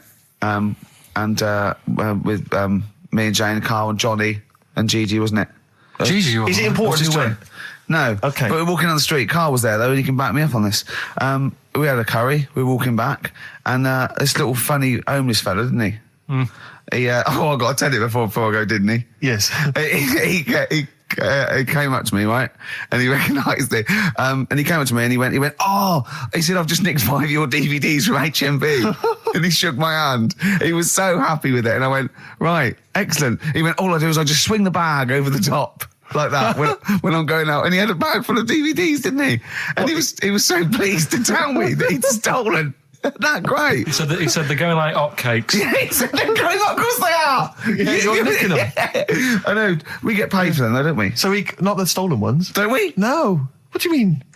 Did you sign them for him? I know you would, you idiot. What? So he just nicked 5. Yeah. Well, Yeah. Did you say he was homeless? Was he? Well, I don't know. Maybe. No. Surely, how would he have seen the show? He'd just walked past Curry's one Dixon's. morning. Yeah, that's any Seen idea. a trailer for it. Thought, interesting. I don't know if he was homeless. I didn't go into his home Sure. life. He But, shook his hand though, and but he made Carl look smart. Do you know what I mean? So, how does he sell them? Where does he sell them? Does he go up to people and go, do you want an office DVD? They're not nicked. yeah, £4. yeah, exactly. Are these stolen? No. No. They've still got the tags on them. Well, it's like those people who, those cab drivers that you'll meet at sort of 3 a.m. who've just got a car, Yeah. and just went out with a car, Yeah. and just I'll pick people up and charge them. Yeah. I got in one once. I said to him, the guy just pulled up. I said, he said I was in like East London. I'm going back to North London. I said, yeah, going to Swiss Cottage. He went, sure, hop in. We set off. He went, do you know the way? I said, well, not really, no. I thought you'd know the way. You're in a cabbie. He went, no, don't really know the way there. I said, have you got an A to Z? He went, no. I thought, well, if you're going to go out just on the, just winging it as a cab driver, Yeah. 2 things, take a map and a torch. He didn't have Yeah. either. He said, well, I'll probably get to Camden. I said, well, I'll direct you from there. Drove on for about 5 minutes, making conversation. About 5 minutes later, he went, do you know the way to Camden? I thought you knew the way to Camden. I don't really know the way. I thought I did. Oh. It was lewd. I mean, Let me out. £4. Exactly. And that's, I don't know who's got that sort of time on their hands that they just think it's 3 a.m. I'm at a loose end. I think I'll go out doing a bit of cabbing. Wow. Yeah. Because your dad was a cabbie, wasn't he? Yeah, it was, yeah. Couldn't stand it, but it's good money. He was he wasn't like a chancer though. Black What cab. was he doing when he put that little Forrest Gump in a weedy bin? That was part of the cab company thing. They had to do like a charity event once a year, and he did it one year. Never asked him again. Tell us the story again. I know No, I'd rather not, because Why? we got a few sort of complaints about it. Why? Why do you get complaints about it? Because he put a kid in a bin, and it's not the thing to do. So, But we could use it as a sort of sobering lesson for people. Yeah, tell it like a you shouldn't do it. nah, yeah, but that's how I did it last time. But people still didn't like it. All the stuff I tell you, we don't take the mickey out of people on purpose. No. It's real life, innit? And that goes on in life. Yeah. My dad was saying that in hospital, though. Do you know I was in hospital? Yeah. He did some jokes about old people and that. And he said, at the end of the day, if something makes you laugh, it's funny. And if it makes you laugh, you can't help laughing, can you? Do you know what I mean? enough. So, what are you meant to do? And laughing's good for you. Yeah. So, But being though laughed at isn't as good for you, is it? no, but there's probably more people laughing at one person. So if you balance it out, there's only one person who's upset and there's a bunch of people laughing. So it's That's genius. Give me an example of that. Give me an example. Well, for instance, Karl Pilkington as he talks and the people listening. yeah. No, give me a little example of I can't, because again, that's what I'm saying. I can't tell you the story because there might be someone out there who, this person might even be listening and think, I forgot about that and you brought it all back to me. Yeah. So I'd prefer to leave it, but I think people know. Why did he put him in the bin in the first place? Because he was getting out of hand. What was he doing though? You see, I can't explain. You can. Don't be silly. I prefer to leave it, honestly. What was he doing? Was he annoying him? he was annoying my dad and the other people in the cab. Right. And he thought, how can I deal with this before it gets too out of hand? Yeah. He pulled over and put the lad in a wheelie bin. I'm going to burst. So we'll leave that. Some people emailed in the songs with stories in it. One of them was Babushka, and he went, what's that? And I went, that's Katie Bush. I went, what is it? I said, it's about a woman who dresses up as another woman and seduces her husband. He went, they wouldn't work. Just dismissed it like that. Why do you think it would work? Because you'd know. I mean, say like, right, Suzanne, right, who I go out with, right? She can see me from, say, if I'm coming down the high street. Yeah. She knows it's me by the way I walk. Right. So just the fact that this woman went and put a wig on, there is no... You haven't even heard the song! I know, but you're saying that she put a disguise on and he's like, oh, I fancy her, and he takes her out and he doesn't know it's his missus. Just...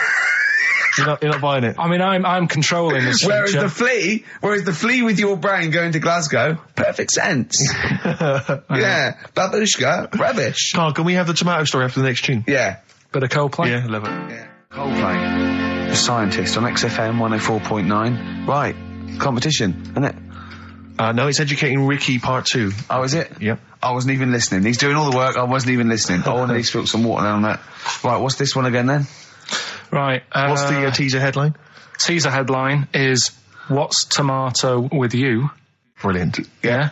Go on in. How excited were you when you came up with that? You couldn't wait to come in and tell us, could you? I think it's a good one because you won't forget it now, will you? Okay. I mean, like the worm one. What's so special about the worm? A lot of people think that if you cut a worm in half, two worms will grow, but no. What happens is if you cut the head end slightly nearer the tail than the tail will die, but the worm with the head will be okay. So, it's exploded a myth, and it taught me something. Right, so the second one, part 2 of Educating Ricky. What's tomato with you? Yeah. What this one's about is, ages ago, It's scientific. There's never a date. There's never a country, a location.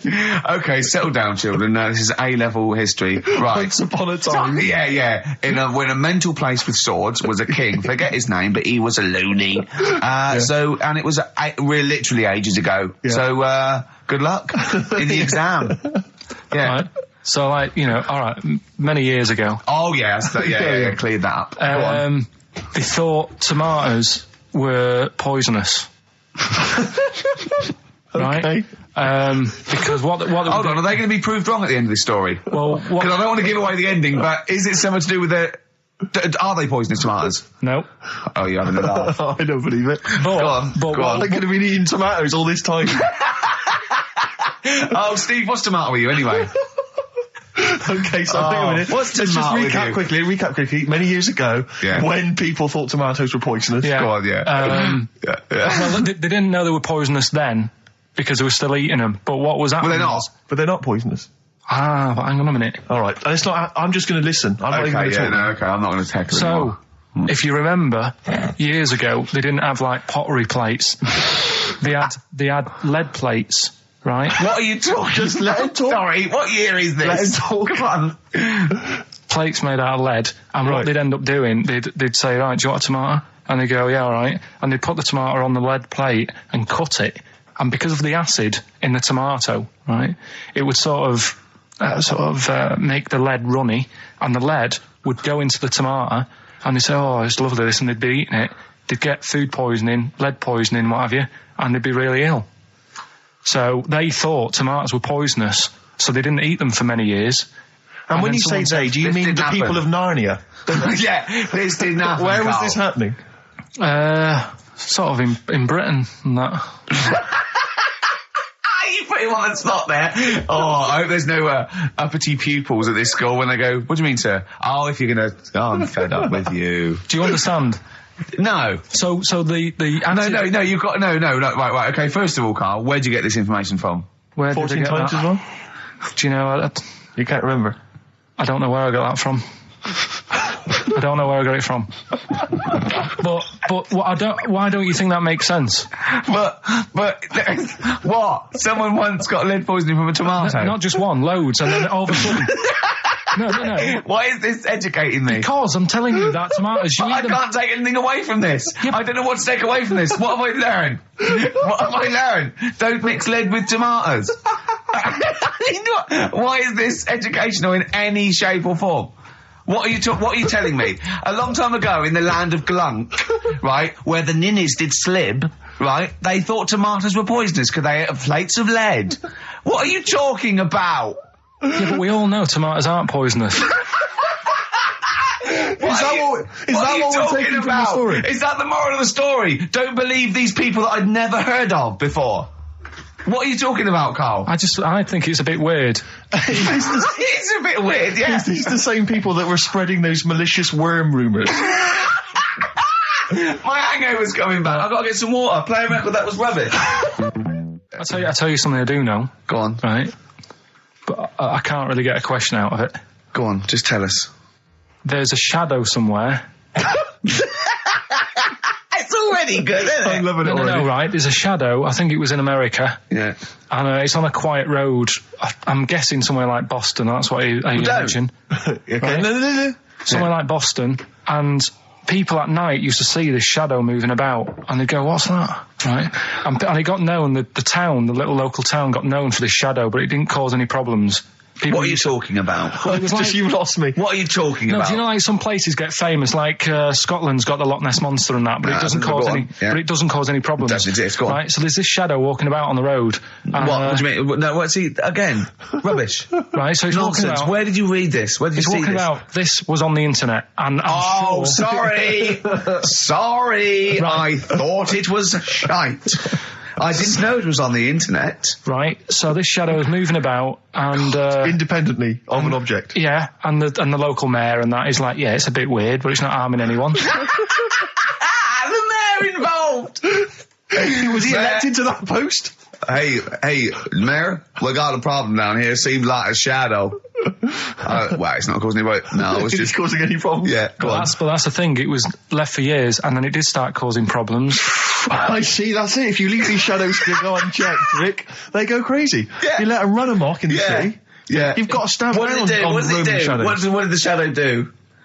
It was pushing people off the bikes. It was what? It was pushing people off the bikes. Oh, I'll find out more for that next week. Right, that'll tease oh, them. you're a maniac. We'll do more on that. We haven't had time for Please educating. never have children. Right, listen. You're Just promise me now you'll never have kids. Okay. It's not his fault. Let me have it's not his fault. You got to save this. This has got to teach me something. It'll be an interesting story. Right, it's not his vault. This fella. Yeah. What year? Ages ago? Olden times? I'd say in the 70s. Okay. Would you? Any evidence for that? And Does he wear flares in the story? Right, Is that your it's- reason? no, it's a bit like Yuri Geller, this fella, right? Where yeah. he's electric. He's electric. And if he walks past the telly would fizz. Uh-huh. If he walked past the radio, it all goes like that. Ooh. His hair stuck up all the time. And he'd be having a bath and everything would be all right, and then the power would sort of switch on in his body, and the electric in his body made him jump out of the bath. So... What do you mean so? What is that so? What does that so mean? You've given us nothing. You've given us nothing. You'd have to at least give us the scientific explanation. Yeah. Electric eels have 400 volts in them. Oh, is this the running away again? What was that one called? Yeah, but It's not his vault. But there's a reason that not his fault. It's not his fault. I thought it was going to be something about keeping it safe. I think we should do these the other way round. I It's think you not should his tell fault. us the story and then we'll hear the pun. It's not his fault. It's not his fault. Right, let's leave it. Play a tune. Forget it. Educating Ricky. Doing it. We're not doing it. No, we are. Right, anyway, Rockbusters. Yeah, go on. I give a cryptic clue Yeah. and a letter, and it makes up a band. He Right? never said the word cryptic a few months ago. I love it. Do you know what I mean? I feel it's like our own little Eliza Doolittle. Yes. Right, even Richard will like this one. Mm-hmm. Here we go then. First one. There's three of them, Go on. and you email in. If this doesn't turn Dickie round, nothing will. This is an email-only competition. Email only. Right, here's the first one. initial is B, so it's a band starting with B. Okay. And the cryptic clue is, I don't like them birds, they shouldn't be allowed in this area. I don't like them birds, they shouldn't be allowed in this area. Next one. Right, the next one. He doesn't like women, yet he's got a couple of kids. That's a bit weird. Is that a cryptic clue, or is that just a general point? Is that That's the cryptic clue. Okay. And the initials there are PD. Okay. And the last one. God, that one. That's terrible. That's terrible. Okay, quickly. Oh, God. And the last one is that bloke who does. Come on! It's making me laugh. Come on, Carl, be professional. Right, the last one. Right. I can't do it, it's making me laugh. Oh, come on, I'll come and read them then. No, hang on, come on, Carl. Right, here we go. They don't do this on Rockbusters on TV, do they? No, come on. That bloke who does sport on telly. He's got a little kid, right? Initials DC. What? Is that, I'm the completely clue? confused by that. Was that the clue? Yeah, that bloke who does sport on telly. Yeah. He's got a little kid. Initials DC. Okay, is that a band? Or an artist? It's I'm not A cheese. This is a well-known sandwich. Is it? What is it? Is it a band or an Right, artist? so just quickly recap. That's Okay. It's a Come on, Carl. Right, Come on. Quick recap. The first one is B. I don't think them birds should be around in this area. Right, that's B. Right. Second one, he doesn't like women, yet he's got a few kids. It's a bit weird. That's PD. And the final one, that bloke who does sport on the telly, he's got a little kid. Right. DC. All right, and it's Ricky.Gervais at XFM.co.uk if you want to enter for Hellraiser. Oh, I'll tell you what, continue to do a little theme of like some old stuff people haven't heard of. If you're under 30, you probably never heard of this band. It's also a new thing I want to introduce. It's Show Up Camfield. Camfield talks the talk, he doesn't walk the walk. He doesn't play some rock classics on his show because he's scared. I'm going to play the tracks that Camfield's too scared to play. This is Kansas and Carry On Your Wayward Son, alright? Yeah. Right, okay, Educating Ricky, part 2. Right. I'm committed to this treatment. Yeah. Is one. Oh, I've got to go for that one. Yeah? Yeah. Or the other one is the police are causing a bit of a stir. He still says it like it's the best thing he's ever come up with, which in a way is. It could be. Right, go on then. I'm committed to this treatment. Right. Do you know the saying... Is it just sayings now? Are they all sayings? This No, they're not. Okay. No, the other one isn't. Frog in your throat? The saying, there's a frog in your throat? Yeah. I assume it's when you croak a little bit. You sound like a frog. No. Right. Might seem a bit weird, this one, right? But years ago... Oh, yeah. Sorry, well, what is that clue? Committed to this treatment? It's about frogs Kermitted.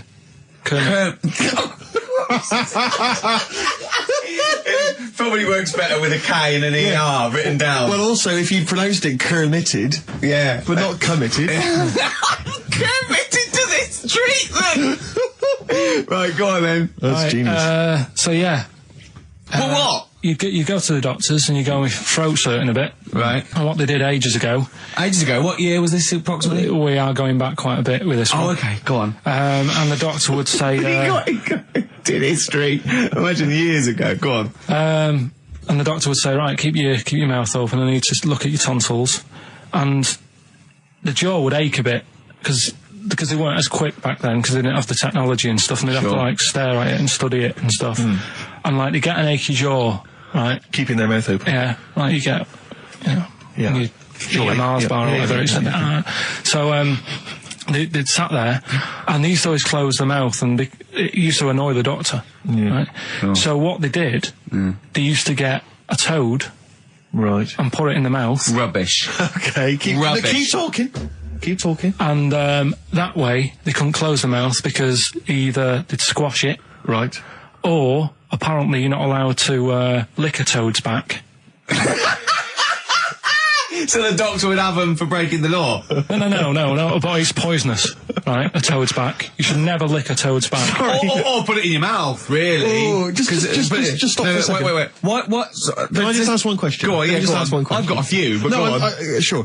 My initial thought is, it sounds like a brilliant bit of sort of medical knowledge there. It's a great idea. Yeah. My only thought is, how does the doctor see past the toad? Yeah. Your tonsils? What's he actually looking at with the mouth open? Surely the toad is Isn't in it the like way. hopping around in the way? It didn't say. Sorry, and my first question is, was this on the internet? Yeah. Yeah, okay. Carl, that is bollocks. That is, I mean... Well, all right then.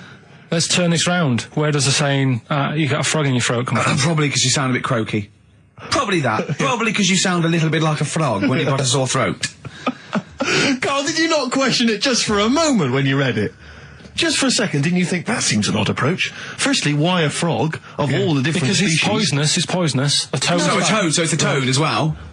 Yeah, well, that it worked. I'm committed. Worked. No, not that. no, my point is it's frog in the throat. I was going to change it to. Have you heard the news, Toad Day? But I went with the frog.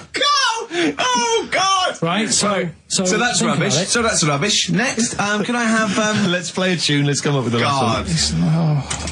Can I just say? No, just play it. Just play it. Yeah. Yo, Carl. Right. Okay. Right. The results of We Rockbusters. ain't got a winner for the first time. Yes, we have. We've got done this loads. feature for. We've got loads of winners. No, we haven't. We've done this feature for 3 weeks. This is the first time I've managed to sort of. What? Well, let's go through them then. What have they got wrong? The first one. The first one. What was first the one, correct? yeah, the first one. Well, hang on. Let's do them in reverse order first. So what's the last one? The last one. The clue was that bloke does sport on the telly and he's got a little kid. What's that? That's Destiny's Child. Des, who does ITV Sport, that's has got terrible, a Tiny's man. Child, right? No, terrible. that's fine. They got that. Okay, Destiny's Child. What's the one? Des What's the Tiny's Child. middle one? Right, the middle one. Right. Child. The second one was he doesn't like women. Yeah, he's got a couple of kids. That's a bit weird. Yeah. Right. That was PD. That was Puff Daddy. That is offensive. Go on. But it's not Puff Daddy. It's Puff Daddy. And he's not even called that anymore. He's called P Diddy. Well, Okay, fair enough. but they got that one. Yeah. Yeah. And if I'm being tight, these lot are as well. Yeah. Yeah. Tight means something in Manchester. Go on. Right. And the first one that they're having problems with, I don't think them birds should be allowed in this They've area. got it. Boyzone. It's not Boyzone. What's the clue again? I don't think them birds should be allowed in this area. That is perfect. A boy zone. No birds. No women. No women, yeah, birds, right? A boy zone. Sorry, Carl. If that isn't the answer, their clue is better than yours. That is brilliant. What was yours? Boy zone. It works perfectly. What's your answer then? Bangles. I have no idea what that means. Like seagulls. So you don't want them in this area, so you're banning them. Bangles.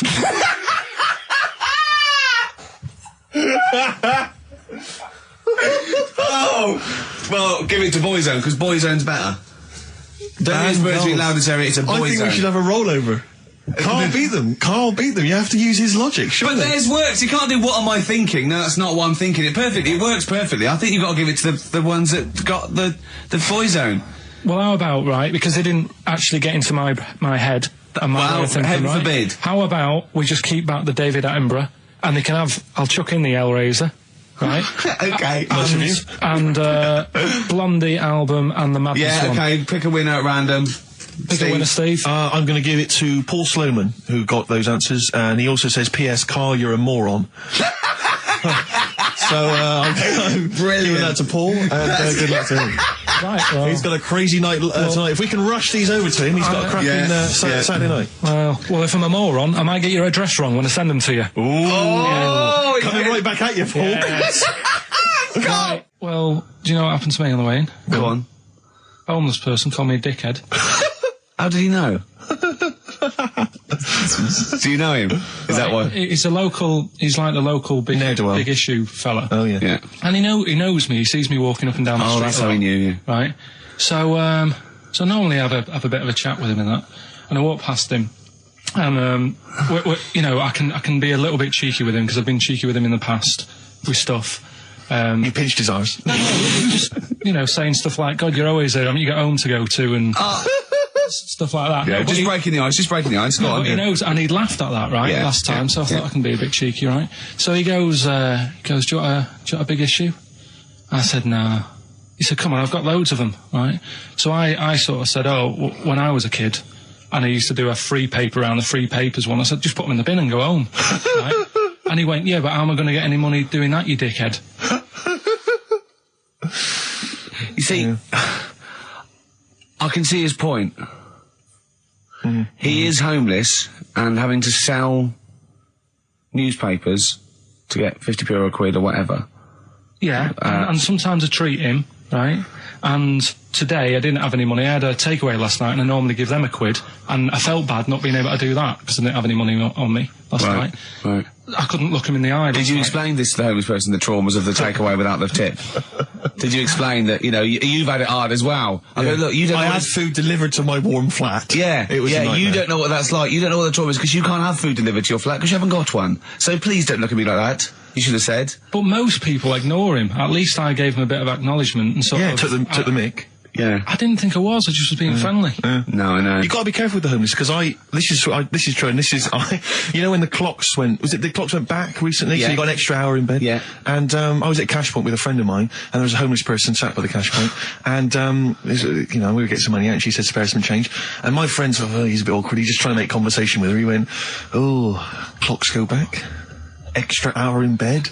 Oh no. I gave her £2. I felt so bad. He didn't do it intentionally. He didn't realise what he'd said. Just making conversation. bumbling. It's tricky making conversation with the homeless because there's so many areas you've got to avoid. You know, what was on the telly. Yeah. You know. Although I get recognised by homeless people and think, are they? I don't know where. But you've got to remember that's very much your demographic, Rick. Yeah. You know, Dixon's people who window. watch TV I'm through the very window of big on- Dixon's. Yeah, in Dixon's. Yeah, there was Ricky Gervais is on. Yeah. Pop the Well, telly on. they can smell the alcohol on you. They think you're one of them. Have you actually punched anyone yet? Have you actually? Not any. No, I haven't You punched. I've punched pads and I've punched the bag and I've sort of sparred and that. I know you're going to get a chance to punch Well, as someone. I suspected, my punching power was all right, but my fitness is. I mean, it felt like I was smoking. Yeah. You know, but there's bits of lung that haven't had oxygen in them for 20 years. Yeah. And it's ridiculous. And also because it's not only it's being filmed, but there's other fighters there that are ridiculous. They're like machines, right? And it's that thing. I can go right. I can come out on top, but die now of a heart attack, but never give up. Or I can sit down and go, I'm sorry, I feel ill. And I chose that one. And of course they took the mick. Well, of course. But I mean, you know, soon. You know, as I said, I haven't got the respect yet of the boxing fraternity. But And how long have you got then before? 4 weeks. Okay, so Yeah. and do they think that they can turn you around health-wise in that time? No, Or they're you're being gonna be coming out on a realistic. Zimmer No, frame they're going during the to, fight. you know, they're going to teach me the basics and see how it goes, you know. Right. But I mean, you know, And I'm each sure- round is 4 seconds, is that right? yeah, 2 4-second rounds. with a Yeah. 2-hour break in between each one. Sit-down meal. So, give the number. I want serious suggestions of my fighting name. Nothing insulting. Something we can actually use. Well, let's give out on the email. That's BBC. always the easiest. Yeah, exactly, yeah. Ricky.gervais@xfm.co.uk. What's the number, Carl? 08700 800 1234. And it doesn't have to be in the middle. It could be at the beginning, like the Rage. Okay, Ricky the Rage. Ricky the Gervais. tits. Yeah, sure. Ricky the Man. Play a record. Big It was a favourite good of day, ours. yeah. Ice Cube talks to me about my life in the pub. yeah. A couple of emails are already coming in. They're flooding in, Rick, Yeah. inevitably, as boxing name suggestions for you. This is one from Matt, I think. He's given a couple, actually. Ricky the Pudding Gervais. Ricky Big Mac Gervais. There's a theme here. Ricky Pasty Gervais. The pasty. I quite like the pasty. Here comes great, the isn't it? pasty. As Carl said, he said the thing is, if you have a really good nickname, it's embarrassing when you lose. Whereas if you just call yourself, it's not so embarrassing when you lose. Carl, this is doing so good for my ego. Do you know what I mean? If you have like Killer Gervais. Yeah, and then you end up like vomiting, choking on your own vomit upside down, hanging out the ring. What happens if you win? Do you have to do something? Whereas proper? there goes the pasty being stretchered off in the first 2 minutes. Yeah, Not such a problem. there he is, being lightly basted, and chucked down a mine. What do you mean? What do I have to do? Say if you beat Grant, say Yeah. if that happened. Yeah. Yeah, right. What happens next? What do you mean? What happens then? What do you think? Oh, this is a contention fight for the big no. one. But do they- yeah. Well, then we make Ricky 2. No, but you know, do you know if they're planning on making more money? Because it's for comic relief, isn't it? So what happens on the night? No, it's for a charity of our Comic choice. relief would make sense. Yeah, Well, yeah. Whatever, right. Yeah, it was last time. I think it was last time. Is it sport relief? It's not sport. It was last time, yeah, but I think this is a programme where And how do you make money for charity from this? Do we pay to sort of, for how many punches to the head you're going to take? Or No, I just how think long you're going to last? I assume the BBC donate money, or someone, or a sponsor or whatever, I don't know, just donate money. Because it's actually a programme, this is more about a programme with a charity angle. So, yeah. So as if you get, like, killed, there's more money and food to go around. Maybe. But no, I mean, the thing is, what's the next step? Because if they go like, right, yeah, well done, you've won, thank you very much. Well, Carl, what do you expect? That it's winner stays on? Yeah. Like in a fair, where I go out there and I let people punch me. on Bird of Manning. Yeah. And then my twin gets up. Yeah. It's just it's a programme. He's not going to turn pro. It's like faking it. Yeah, but what's the point if it's not going to go anywhere? Well, Sorry, him fighting Grant Bovey in a ring is not entertainment enough. yeah, what's the matter with you, That's Carl? going to get his face pummeled in. Right, you ready then? So, just in case you haven't heard it before, I'll give you some initials of a band or an artist. We're not doing Rockbusters now, are we? Yeah, I thought, well, we've just... Oh, no, we can keep that going. Then we got... I love educating Ricky. That's my favourite thing now. Well, what do you want to do, Steve? I mean, let's do the clues. It's just like it's sort of bigged up the prizes. And so this is only by email. Give the email address out now for people to write it down now, Carl. Right, it's ricky.gervais@xfm.co.uk. ricky.gervais@xfm.co.uk. Only entries on email. Yeah. You're going to get 3 clues. You've got to get them all right. And you win all the You stuff. win all those prizes, which you said. Okay, Carl, go on then. Right, and just a quick example, one of the first ones we did, it was like AK, and the clue was exploding pet, and it was atomic kitten, right? Yeah. So you understand how it works now. These are your clues. The first one, that army has got some nice trenches. That army has got some nice trenches. Excellent. Yeah. And the initials there are D.W. Do you write some of the questions for 15 to 1? Go on. So that army has got some similar phrasing. Trenches. Okay. Okay. The second one. What are the initials there, Carl, on that person? D.W. D.W. Yeah. Right. The second one. The top of them curtains are all wrecked. All the materials all worn. He acts it out though. We've got to get him on telly. We have got to get him on telly because his little face and his gestures. That's the second one. The initials being HV. Okay. The top of those curtains are wrecked. All the materials all worn out. Right. HV. And the final one, here's the final clue. I was in Texas the other week, right? I tripped and landed on my knees in a puddle. What's the initials? WH for that one. So I was in Texas, I tripped up, landed on my knees in a puddle. So that's WH. Incredible. You've got it! Is it great? It's fantastic! It's decimal. Okay, tell me during the record. Do you remember you're playing for these compilation albums? We got the Fat Boy Slim DVD, Linda Green on VHS, and of course Executive Decision starring Kurt Russell as well. Oh God! Okay, what's the next one? What's the educating Ricky? I don't know. See, like I say, I was looking around and there's stuff that is interesting. Right, I was looking on the web, but there's no point. Well, it's just that I found one about. What's the point? About a lad who 8 years old, but he's still breastfed. Now, I don't know if you can get anything out of that. Is that what his mum said?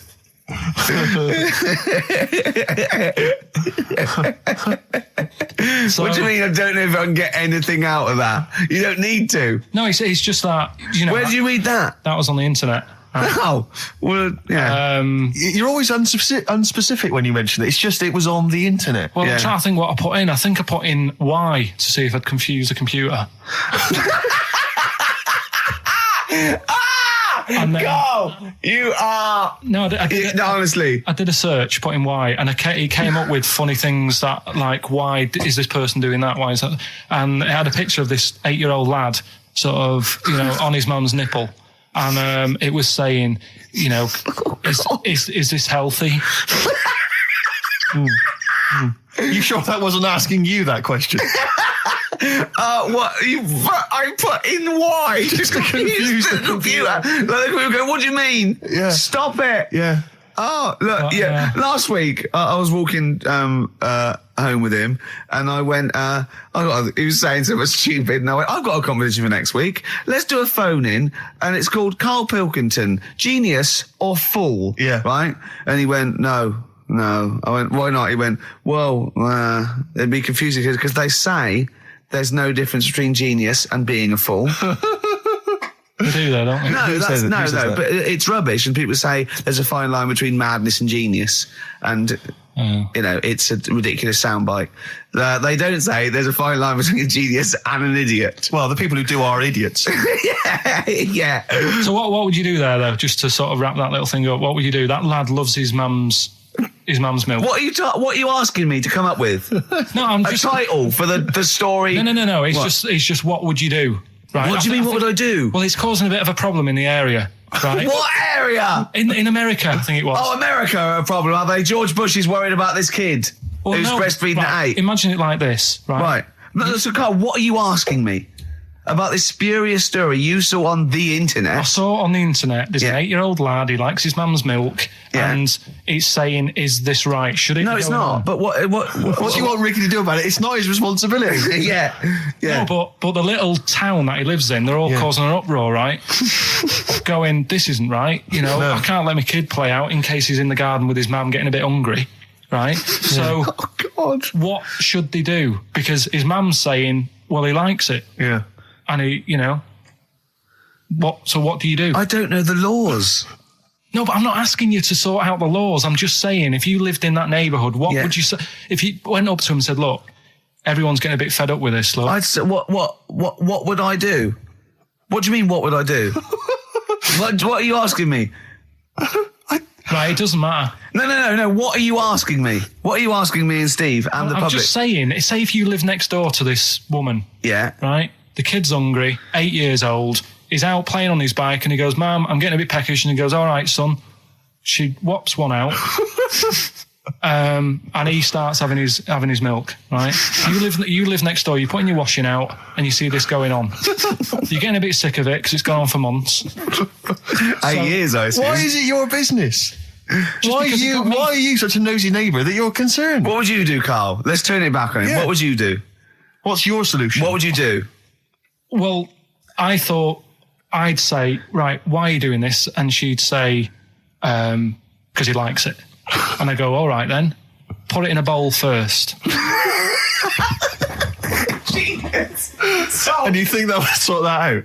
No, because I was thinking about the whole thing, right? And you do that when you're a baby and everything's all right, innit? Yeah. No one bats an eyelid at a little baby having a bit of milk from its mum's breast, right? Yeah.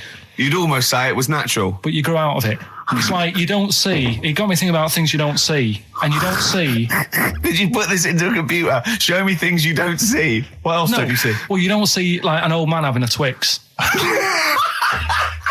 You never. So what? You know the terrible thing about all this, Steve, is he's right. You don't see an old man eating a Twix. That's a terrible thing. So what they have got, right, they've made old man toffees, haven't they? They've come up with Werther's. Is that a song? Oh, God. You don't see an old man. So they've got their Werther's, right? Yeah. So, look at him. You think he's giving a lecture at Oxford? It's not going anywhere. No, go on, sorry. Go on. I'm just saying... Right. You grow out of things. Yeah. And the old man, I'm sure when he was a kid, he'd have a Twix. Yeah. But now it doesn't look right, so he's having... It doesn't look right! So... Right. I don't think Werther's originals were specially designed for old people. I think they were sweets that just happened to have been made for years. That's why old people eat them. Yeah. They didn't go, hang on, there's a market here. I've noticed old people aren't eating Twixes. Quick, let's make some old man sweets. But the little advert, he gives it to his grandson as well, doesn't he? He goes, I have a Werther's original. Now, I think it cuts, though, before he throws it back in his face and get me a Twix. Carl was all flustered because there isn't a record set up, but he's getting all tizzy. He's been more worried about his competitions than sorting out putting records on ready. What? I'm after Steve's song for a lover. Well, I'll tell you what, why didn't you carry on with your educating Ricky section? I'll have a look on the We'll scene. keep it going, Steve. Yeah, Go on then, right, okay. We've had a few emails.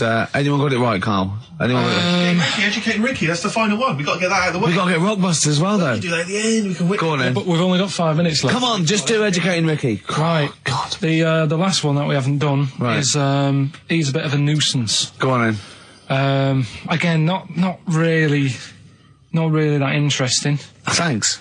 No, like again, I spoke to you in the week, and I had much better things. Like when I tell you about Brian Blessed climbing Everest, and for some reason it made him it played havoc with his belly, and he followed through, and he had to clean up. Shut himself. Yeah, using ice and snow. Why are you telling me that Brian Blessed? In what way is telling me that Brian Blessed shit himself once in any way educational? Because I was saying how he was climbing Everest, right? Right. I give it to him. He's an actor and that, but he gave that a go.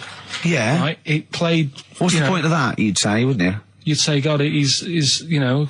So he's all right. Me doing a boxing match for no reason is rubbish, but him climbing Everest and shitting himself, Yeah, he did that. is commendable. Right, and he's only going to go and do it again. He's going to climb it again. Yeah, but he might not shit himself this time. Yeah, what's the point in going? Nothing's changed up there. Yeah, good point. Yeah, Where's it been? Well, it has. They've probably cleared it up by now. Right, but it's slip on it. I can't even be bothered telling you this one because. Come on, just honest, do it. Or do it now. Steve, how we doing? Look, no, never mind that. Look, just tell me what that means. Oh, he's a nuisance. Oh, this is so annoying, Carl. I'm going to go mental. Right, talk. Right, listen, I'm just putting this in here, right? Right, nuisance is a bit of a nuisance. Yeah. Apparently, the old fella who used to hang people. 1800s. Yeah. He used to be able to tell somebody's weight just by looking at them. Right? That's a bit of a bonus fact. We'll be the judge of that. The thing that I wanted to tell you is money for old rope. Do you know what I'm saying? I can't even be bothered. Yes, you're going to tell me now. Come on, Carl. Right, I mean it. Basically, money for old rope came from the right. What was all that about? You can tell someone's weight. What was that bonus for? fact. And Brian Blessed shitting himself. What are you?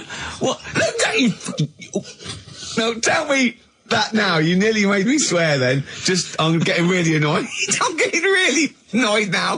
Tell me this back, Carl, or I'm going to go mental. Come on, Carl. Time's running out. More that people years ago, when people used to be hung, right? Right. If you didn't like the person who's been hung, you'd go, God, I really don't like him, and so you never forget the time. Because if they're being hung, we take that as read. Yeah.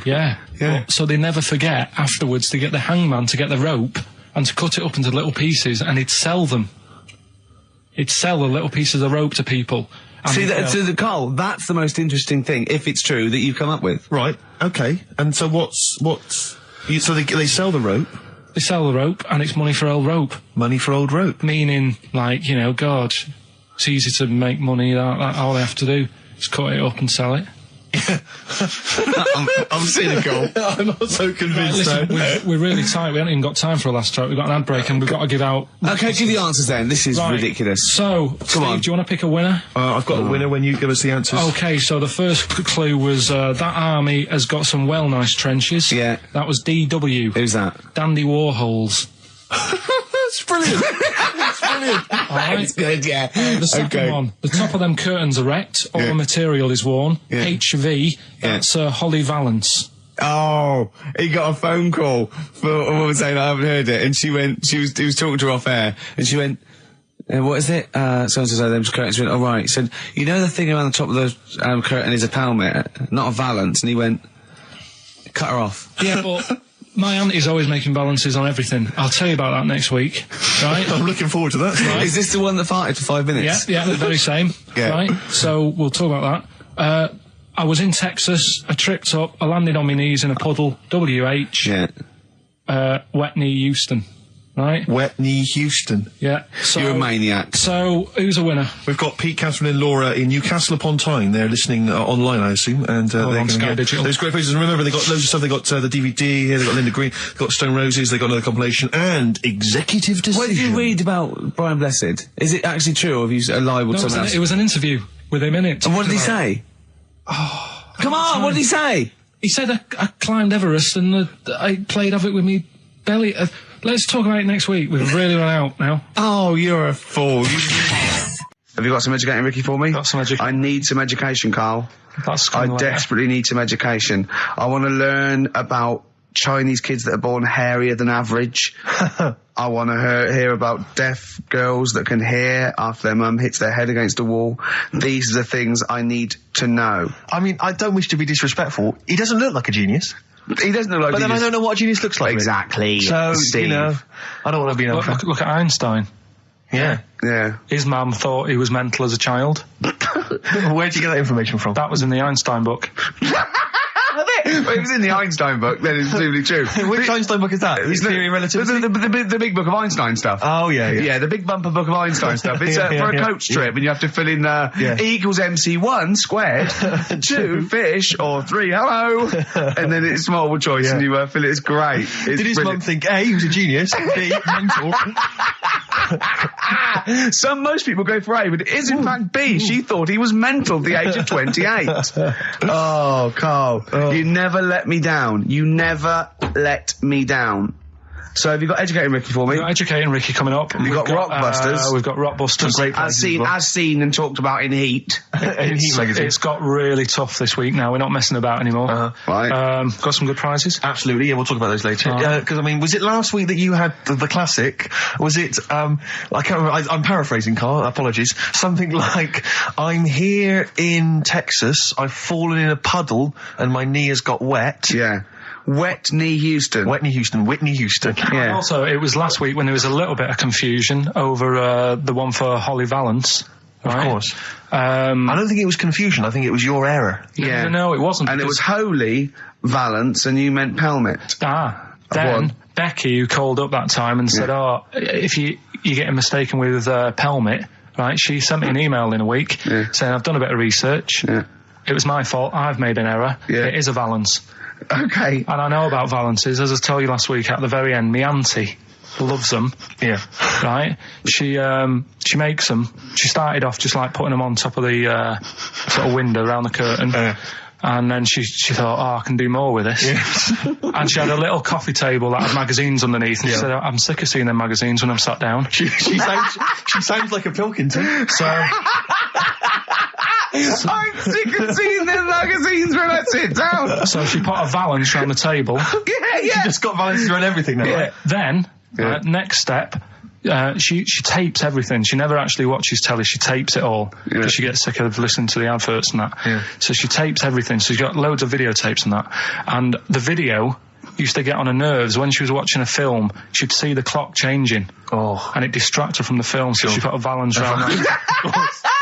That's genius. Yeah. So, that is or is it mental? Only Mrs. Einstein can tell. I don't know. She's even made her little Jack Russell look like a hovercraft. Yeah. It's great. So everything's got a valance. If you go round and you stand still for too long, the chances are she'll balance around your head. Yeah. This is this is Auntie who? Auntie Nora. And this is the one that farted for 5 minutes. She did. Lest our listeners forget. Lest we farted forget. for 5 minutes, called his mum, saying I'm farting. 2 minutes into the fart. She said about 2.5 minutes in. Yeah. Carl, you're making noises while I'm talking. Yeah, but you do this all the time trying to wind me up. And I'm not saying Manchester's the best place in the world, but what I'm saying is there's bits of it that I really miss. Yeah. Like last Sunday, right? When I'd met up with Ricky, we had spaghetti bolognese, which was all right. And then I said to him, I need some soil. Damn, I wish you'd invited me. It sounds amazing. So I need some soil. What do you think? You need some what? Soil? Soil, yeah. I need to repot a plant, right? Yeah. So you need to repot a plant? Yeah. Fair enough. So I'm like, where you can't see these shops in London. Do you know what I mean? There's nothing around. I took him straight to one in my street. Yeah, but near your street, and that's probably the only one in London. Well, you say that, Carl. No, it does annoy me. Round my way, it's like, you know... You can't move for soil shops.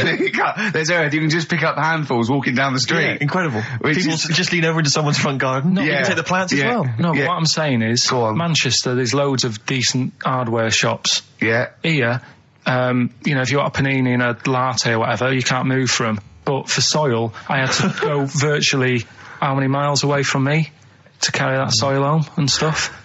Yeah. It's not good. I mean, London's all right, But if cities were sort of marked... It's neglecting the peat market, really, Well, isn't there's barely any mulch available Rick, in central London. I'm sick and tired of not getting a good decent compost of a Sunday. Indeed. So, you know, I'm thinking of moving to the north, where there is loads of soil and gravel. Indeed. And animal shite. whatever. Yeah. So you were going to say, if you were marking cities out of 10, what would you give London? Well, if you were marking them on, like, you know, on what they have. Right. As opposed to what? Well, as opposed to... How you spell it. Say, like, I think the greatest city in the world is Rome. Right? Okay. It's pretty amazing. Yeah. Have you been? What? Yeah. Why do you think that, though? Just because, like, you turn a corner and there's something there that's really old. Right? Like, you're going down a normal street. Go and stay in a Derby and Joan club. Yeah. No, but it's like you're going down the road and then you turn a corner and like the Colosseum's in the middle of a busy road. It's like, what's that doing there? Yeah. And just when you think there's no more, you turn another corner. It's almost as if that was there first. Yeah. Well, yeah. But do you know what I mean? London, Yeah. what have we got? You know, Trafalgar Square is world known. And you go there, what's there? Yeah. Do you know what I mean? So there's a lot of space there. Get one big B&Q. In Trafalgar Square. To cater for the whole of people who live sort of central Londonish. Yeah. And then I'd be happy, but what I'm saying With is... Nelson just popping up through the middle. Because you can still see it, couldn't you? Yeah. Yeah. It's a great idea. B&Q, so B&Q could be like the whole sort of flat thing and make it sort of grey so it looked like rock. And then Nelson popping Make it up... classy is what you're saying. Yeah. Stone clad it. Yeah. So it looks like you've made an effort. And then you can pop in, and then you can go out and go, oh, look, Nelson's column. Oh, look at that, isn't Nelson? Oh, look at that. The victory. Defeat, that's fantastic. One of the greatest living. Yeah. I need some nails. Yeah. Perfect. Killing two birds with one stone, you're saying? But why isn't there more than them shops? Because when I went into yours, every time I've been in there twice now. The first time was to get a shower head, right? Right. And I went in there, couldn't resist buying something else. I ended up getting some super glue as well. Blimey. Hey, big spender. And then, last Sunday we went in there, got 2 bags of soil, not one, I bought 2. Yeah. And I bought some scissors to cut plants with. Secateurs. Well, Scissors. you never know when you want, you might need more soil, I suppose. Well, I've got You've 2. stopped out now. Where'd you keep it under your bed? Sorry, this isn't going out, is it, this conversation? It's not going out on air. I got a feeling it might be. You're joking. We better play a record. Okay. Play a classic. Karl Pilkington in the chair now. The talked about, the acclaimed Educating Ricky. Right, well, just in case anyone's new, doesn't normally listen. Yeah. Basically, I'm educating Ricky. Yeah. Do a bit of research in a week, find stuff, news, history, anything that's interesting. 3 stories, I give them a nice little headline. You take your pick. Yeah. Between now and 3, you're going to learn 3 things. Yeah? Yeah. So, the headlines are, I'll be no buying one of them. Give us that again. I'll be no buying one of them. Nice, okay. Yeah. We've also got hippopotamus. Okay. And can you believe it? Can you believe it? Well, I'm going to go for hippopotamus. Hippopotamus? News. Right, well, this one, it's... I'm not going to take the credit here. I heard Christian talking about this on breakfast, right? Because it's a good story that happened.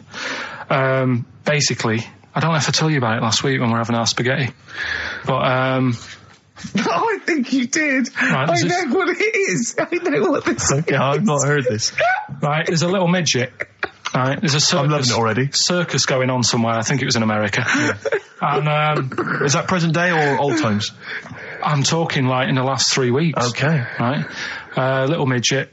Circus, really packed out show. People are loving it.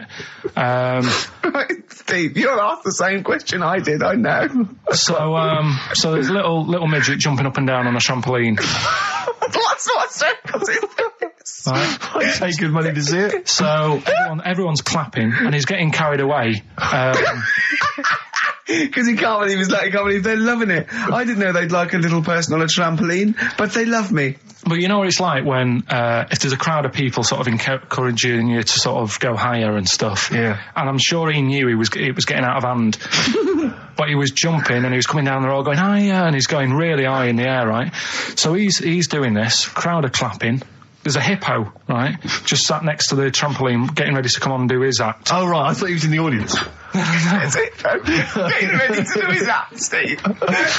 So he's a ventriloquist. What do you mean he's sitting by the trampoline waiting to do his act? Because why does he sit in the dressing room and they go, 5 minutes, Mr. Muss, 5 minutes, Mr. Muss. So anyway, right, so the hippo's there. He's getting annoyed, is he? Because the midget's He's going, how can I follow this? This is really annoying. They're going to be, no. So he's thinking, he's already done the trampoline, my pogo stick act is never going to work. Yeah, go on. So there's a hippo waiting. See, it's a great story, and I just know he embellishes it or it gets slightly wrong. Go on. So there's a midget jumping up and down. The hippo's getting annoyed. The crowd are going mad. The midget's loving it. Can't believe his luck. Although you think he probably knows he's dicing with danger. Yeah. So next thing you know, they're all saying higher. He gives it one big, heavy sort of landing on the trampoline, goes really high, but goes off at a funny angle. Oh, hypotenuse. Okay. Yeah. And sort of flies up. Hypotenuse! Sure. Flies off at a funny angle. Oh, dear. Hippo's there, swallows him whole. Crowd are clapping, thinking that's why the hippo was waiting there. Rubbish. Rubbish. It's not rubbish, though. But no, maybe there was an accident in a circus with a midget and a hippo, but at no point was this hippo waiting to go on, going, come on. The midget flew off at hypotenuse and landed in the hippo's mouth and was swallowed whole. This is what you embellish it. That is great. And what's I have to say, though, Rick, when I heard midget, trampoline, hippopotamus, I was thinking accident waiting to happen. Yeah. So... Yeah, maybe. I mean, it is that you should never put those three together. Never. It's a recipe for disaster. Everyone knows that. Midget, trampoline, hippopotamus. Are you mental? You're asking for trouble. Well, you know when he told me it, he said, and the midget, he didn't mention the hippopotamus, and he said the midget went on, and soon he fell off, and the hippo ate him. And I said, sorry, what was the hippo doing there? He went, it's a circus. I've never heard of a circus having a hippo. No, what do hippos do? What can they do? You can't train them, can you? What do you? Aren't they very deadly? They're huge, aren't they? You can't have a hippo in a circus. Are you sure? You're not thinking of Zippo. He's neither clown. Yeah. No, and it wasn't some sort of where Zippo was eating a midget and it's some sort of horrible sexual act. No, it was definitely, I heard it on breakfast, right? Okay, sorry. No, it's definitely fact. Yeah, okay, right, truth. okay, good. Ricky Gervais with me, Steve and Carl. Carl, why have you got a headache? You got a headache? Just a bit stressful because the moves on this week. Oh, you're moving house? Oh, by the way, the XFM listeners came round to my house and bought the futon and table. Did they? Were they happy with it? Quite normal. They were well happy. Yeah. Couldn't believe the luck with it. What do you mean quite normal? What do you mean quite normal? Well, it's always a bit scared, isn't it, getting people round. I imagine they were scared. No. And were they excited to see you? Could you tell that they were pretty pleased to see you? No, I don't think so. I mean... You're Karl Pilkington. Yeah, but the fellas sort of... I mean, they brought the whole family round, which was a bit odd. Well, it's not often they get the chance to visit a living creek. Anyway, no, they were nice. And you're moving now, yeah? He said he phoned me up today. You know, it was absolutely tipping it down. Right? He had to cycle in, right? Because he said, because of the move, he doesn't want to leave his bike round there. Right? And he said, and Suzanne, I can't say this in case he's listening, can I? He won't know. He said Suzanne's hired the oldest removal man in London. You should hear him.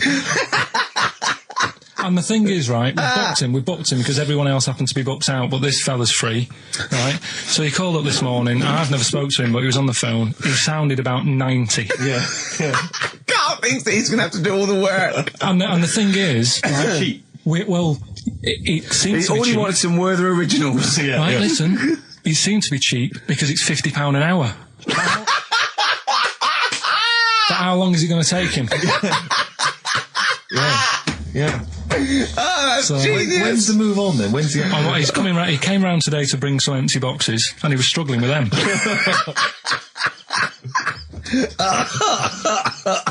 So it actually happens on Wednesday. Oh, God. Anyway, so Rick, I noticed that you were laughing and almost had a heart attack. Doesn't bode well for the boxing match, does I've it? got a cough at the moment, haven't I? I've had my Lemsip. What are they again? is the tip included? Yeah, go on that one. Right. In Turkey, Nice. it's not, actually. That's where I went, and there was them little fellas after Suzanne in the kitchen. What? What do you mean? We went to Turkey. You went to Turkey and there were some little fellas. Well, they had quite a few sort of midgets working in the kitchen. Why? Is it a theme? No, Was it a theme holiday? I don't know. Might get them cheaper or something. Was it? So they were get them working, cheaper? They were working in the kitchen, and one of them fancied Suzanne and kept sort of eyeing her up, and she was winding me up saying, "Oh, Not eyeing up and down, just eyeing her up. anyway, no." So What anyway, was she doing in the kitchen? no, it's like a pick what you want to eat type buffet, but you have people clearing the tables and that ready for you to come along, Are they low tables? and you know, he was just keeping an eye on her. What did he say though? Was he? did he What make was he? this Was he? clear? It was Turkish, so I don't know what he was saying. But he was. Was he? He was Little fella, yeah, Did he talk What do you to mean, a little fella? What do you mean, little fella? sort of dwarf-like. What do you mean, dwarf? Like he had magic powers, or he was 4 foot? No, What do you mean, A Carl? little bloke, just like a normal bloke, but small. If you stood him in the desert, you wouldn't know. But he'd be hot and nothing says, around right, Carl. You should no, watch look- out for the monkeys. Yeah, underground. There's underground monkeys Look, are look, you can't just say there was a little midget fella who was eyeing up my girlfriend and then leave it. What do you mean? What was happening? This is a story to us. This is much more interesting to us than, and she was deaf, right, and she hit her head. That's much more I don't interesting. understand how it manifested itself. Did he come over and say something? No, do you know when it's like girls know, don't they? When someone fancies them. What do you mean there was lots of them as well? Do then? they? That's worth knowing. Listen, right, come on, right. So you went into this holiday, yeah? Yeah, wasn't And you that went good? into the dining room or something? Yeah, downstairs. And in you the looked dining over You room. thought, this is all, there's no one serving. Yeah, and they go, Wait a minute. Hold on, you looked down and there was a little waiter. There was loads of them running around busy. Why, though? Why did Because they it get was the... summer. What do you mean? Because it was There in was loads of summer. them. They had more of them They on. come out in summer. They come out in summer. What do you mean they had more... What do you mean? Because it's busy, isn't it? no, but they hibernate in the Why winter. were they all midgets? I don't know, maybe it doesn't heat stunt your growth or something. No! Well, they just happened to, maybe it was a thing that they did for tourists or something, I don't know. I just got on with my meal. It was a holiday, do you know what I mean?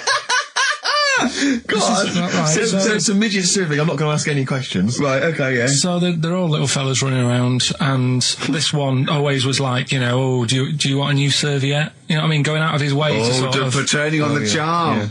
Yeah, he was going out of his way. The others weren't. Right. I think what was happening is he'd been working with Santa all the winter. Yeah. This is sort of little summer break. This one He was hadn't your seen a girl. waiter, and so he was being polite to you. Maybe. But what did Suzanne say then? Well, she was using it to wind me up. What was she saying? Oh, he's... Oh, just like, you know, look. He may be small, but he's Well, built like a... Yeah, he's all man. so Were you jealous of a midget then? You were jealous of him? it is a bit annoying, isn't it? Why? It wouldn't bother me as much now, because I've been with her for ages. Right. But at the time, that might have been one of our first holidays, and it's like, You don't know, want to be what's going on? I stolen away paid by for him. this holiday. And then you get off with a midget. Yeah. Oh. So anyway, But it doesn't matter because you got chatted up by a bearded lady. So. yeah. tell you what, no, that's got nothing to do with that. What were you going to say? What What were you going to I say? was going to say the hotel was half board, and maybe. Oh, right. I thought you were going to say it's just one of her shortcomings. So listen, right? Play a record, Carl. Right. Badly drawn boy, born again. Right, just get this educating Ricky out of the way. So, Turkey, yeah. So what is this again? This is educating Ricky, is the tip included. Right. Apparently a fellow was on holiday in Turkey.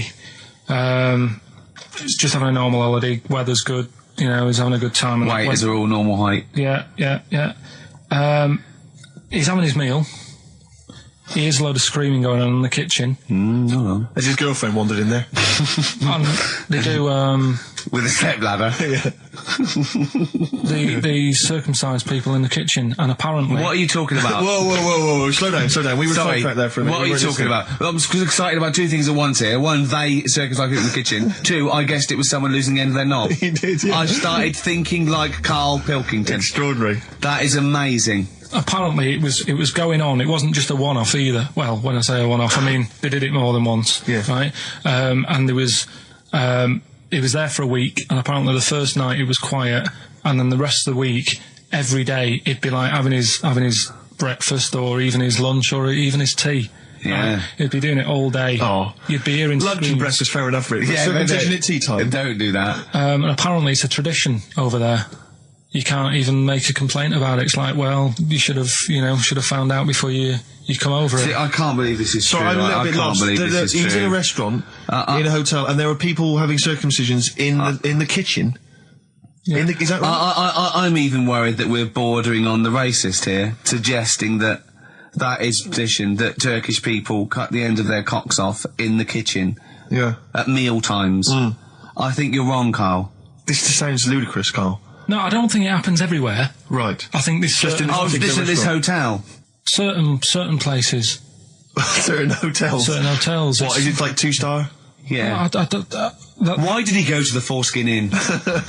It was his own fault, wasn't it? So that's Sorry, that's it, is it? Have they closed? Sorry, no, wait. That's the story. You educated me, right? Once a fella saw some Turkish people cutting the tip of their knob off in the kitchen.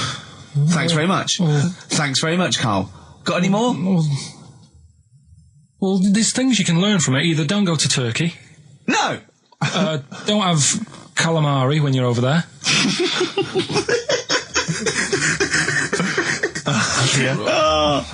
Carl, you've done it again. Well, but we're talking about MTV, right? And I was feeling a bit nervous, wasn't I? About like, you know, the way I look Right. and what have you. And then I watched a bit of Celebrity Big Brother and all the fuss that Mark Owen's getting, and he's not that good looking, is he? He's very. I want to be Mark Owen's mate. If anyone who knows Mark Owen or Mark Owen's listening, I want to be his mate. I think he's brilliant. I think he's a nice lad. But what I'm saying is, right, all the girls go mad over him. Yeah. And he's not that good looking, is he? Well, no, he's got to. He is in a certain way, isn't he?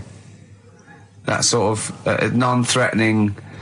Yeah, but he's not stunning, is he? Do you know what I mean? No, but no. Well, what's your definition of a star? Yeah. Who do you like? Someone who you look at and you go, God, they're good Which looking. bloke do you fancy? What bloke do you think's attractive then? So if I was into men, Yeah. in fact, you can still say a bloke's a good looker without fancying him. And that. Who do you think is know what I mean? attractive? Probably. I mean, it depends what you're looking for. No, just looks. Just look. You think There's different looks as well, Of course, isn't yeah. there? Who would you say was attractive? Who would you say was like stunning in your definition? A good-looking lad. Yeah. Good-looking lad. Oh, look at him over there. He's.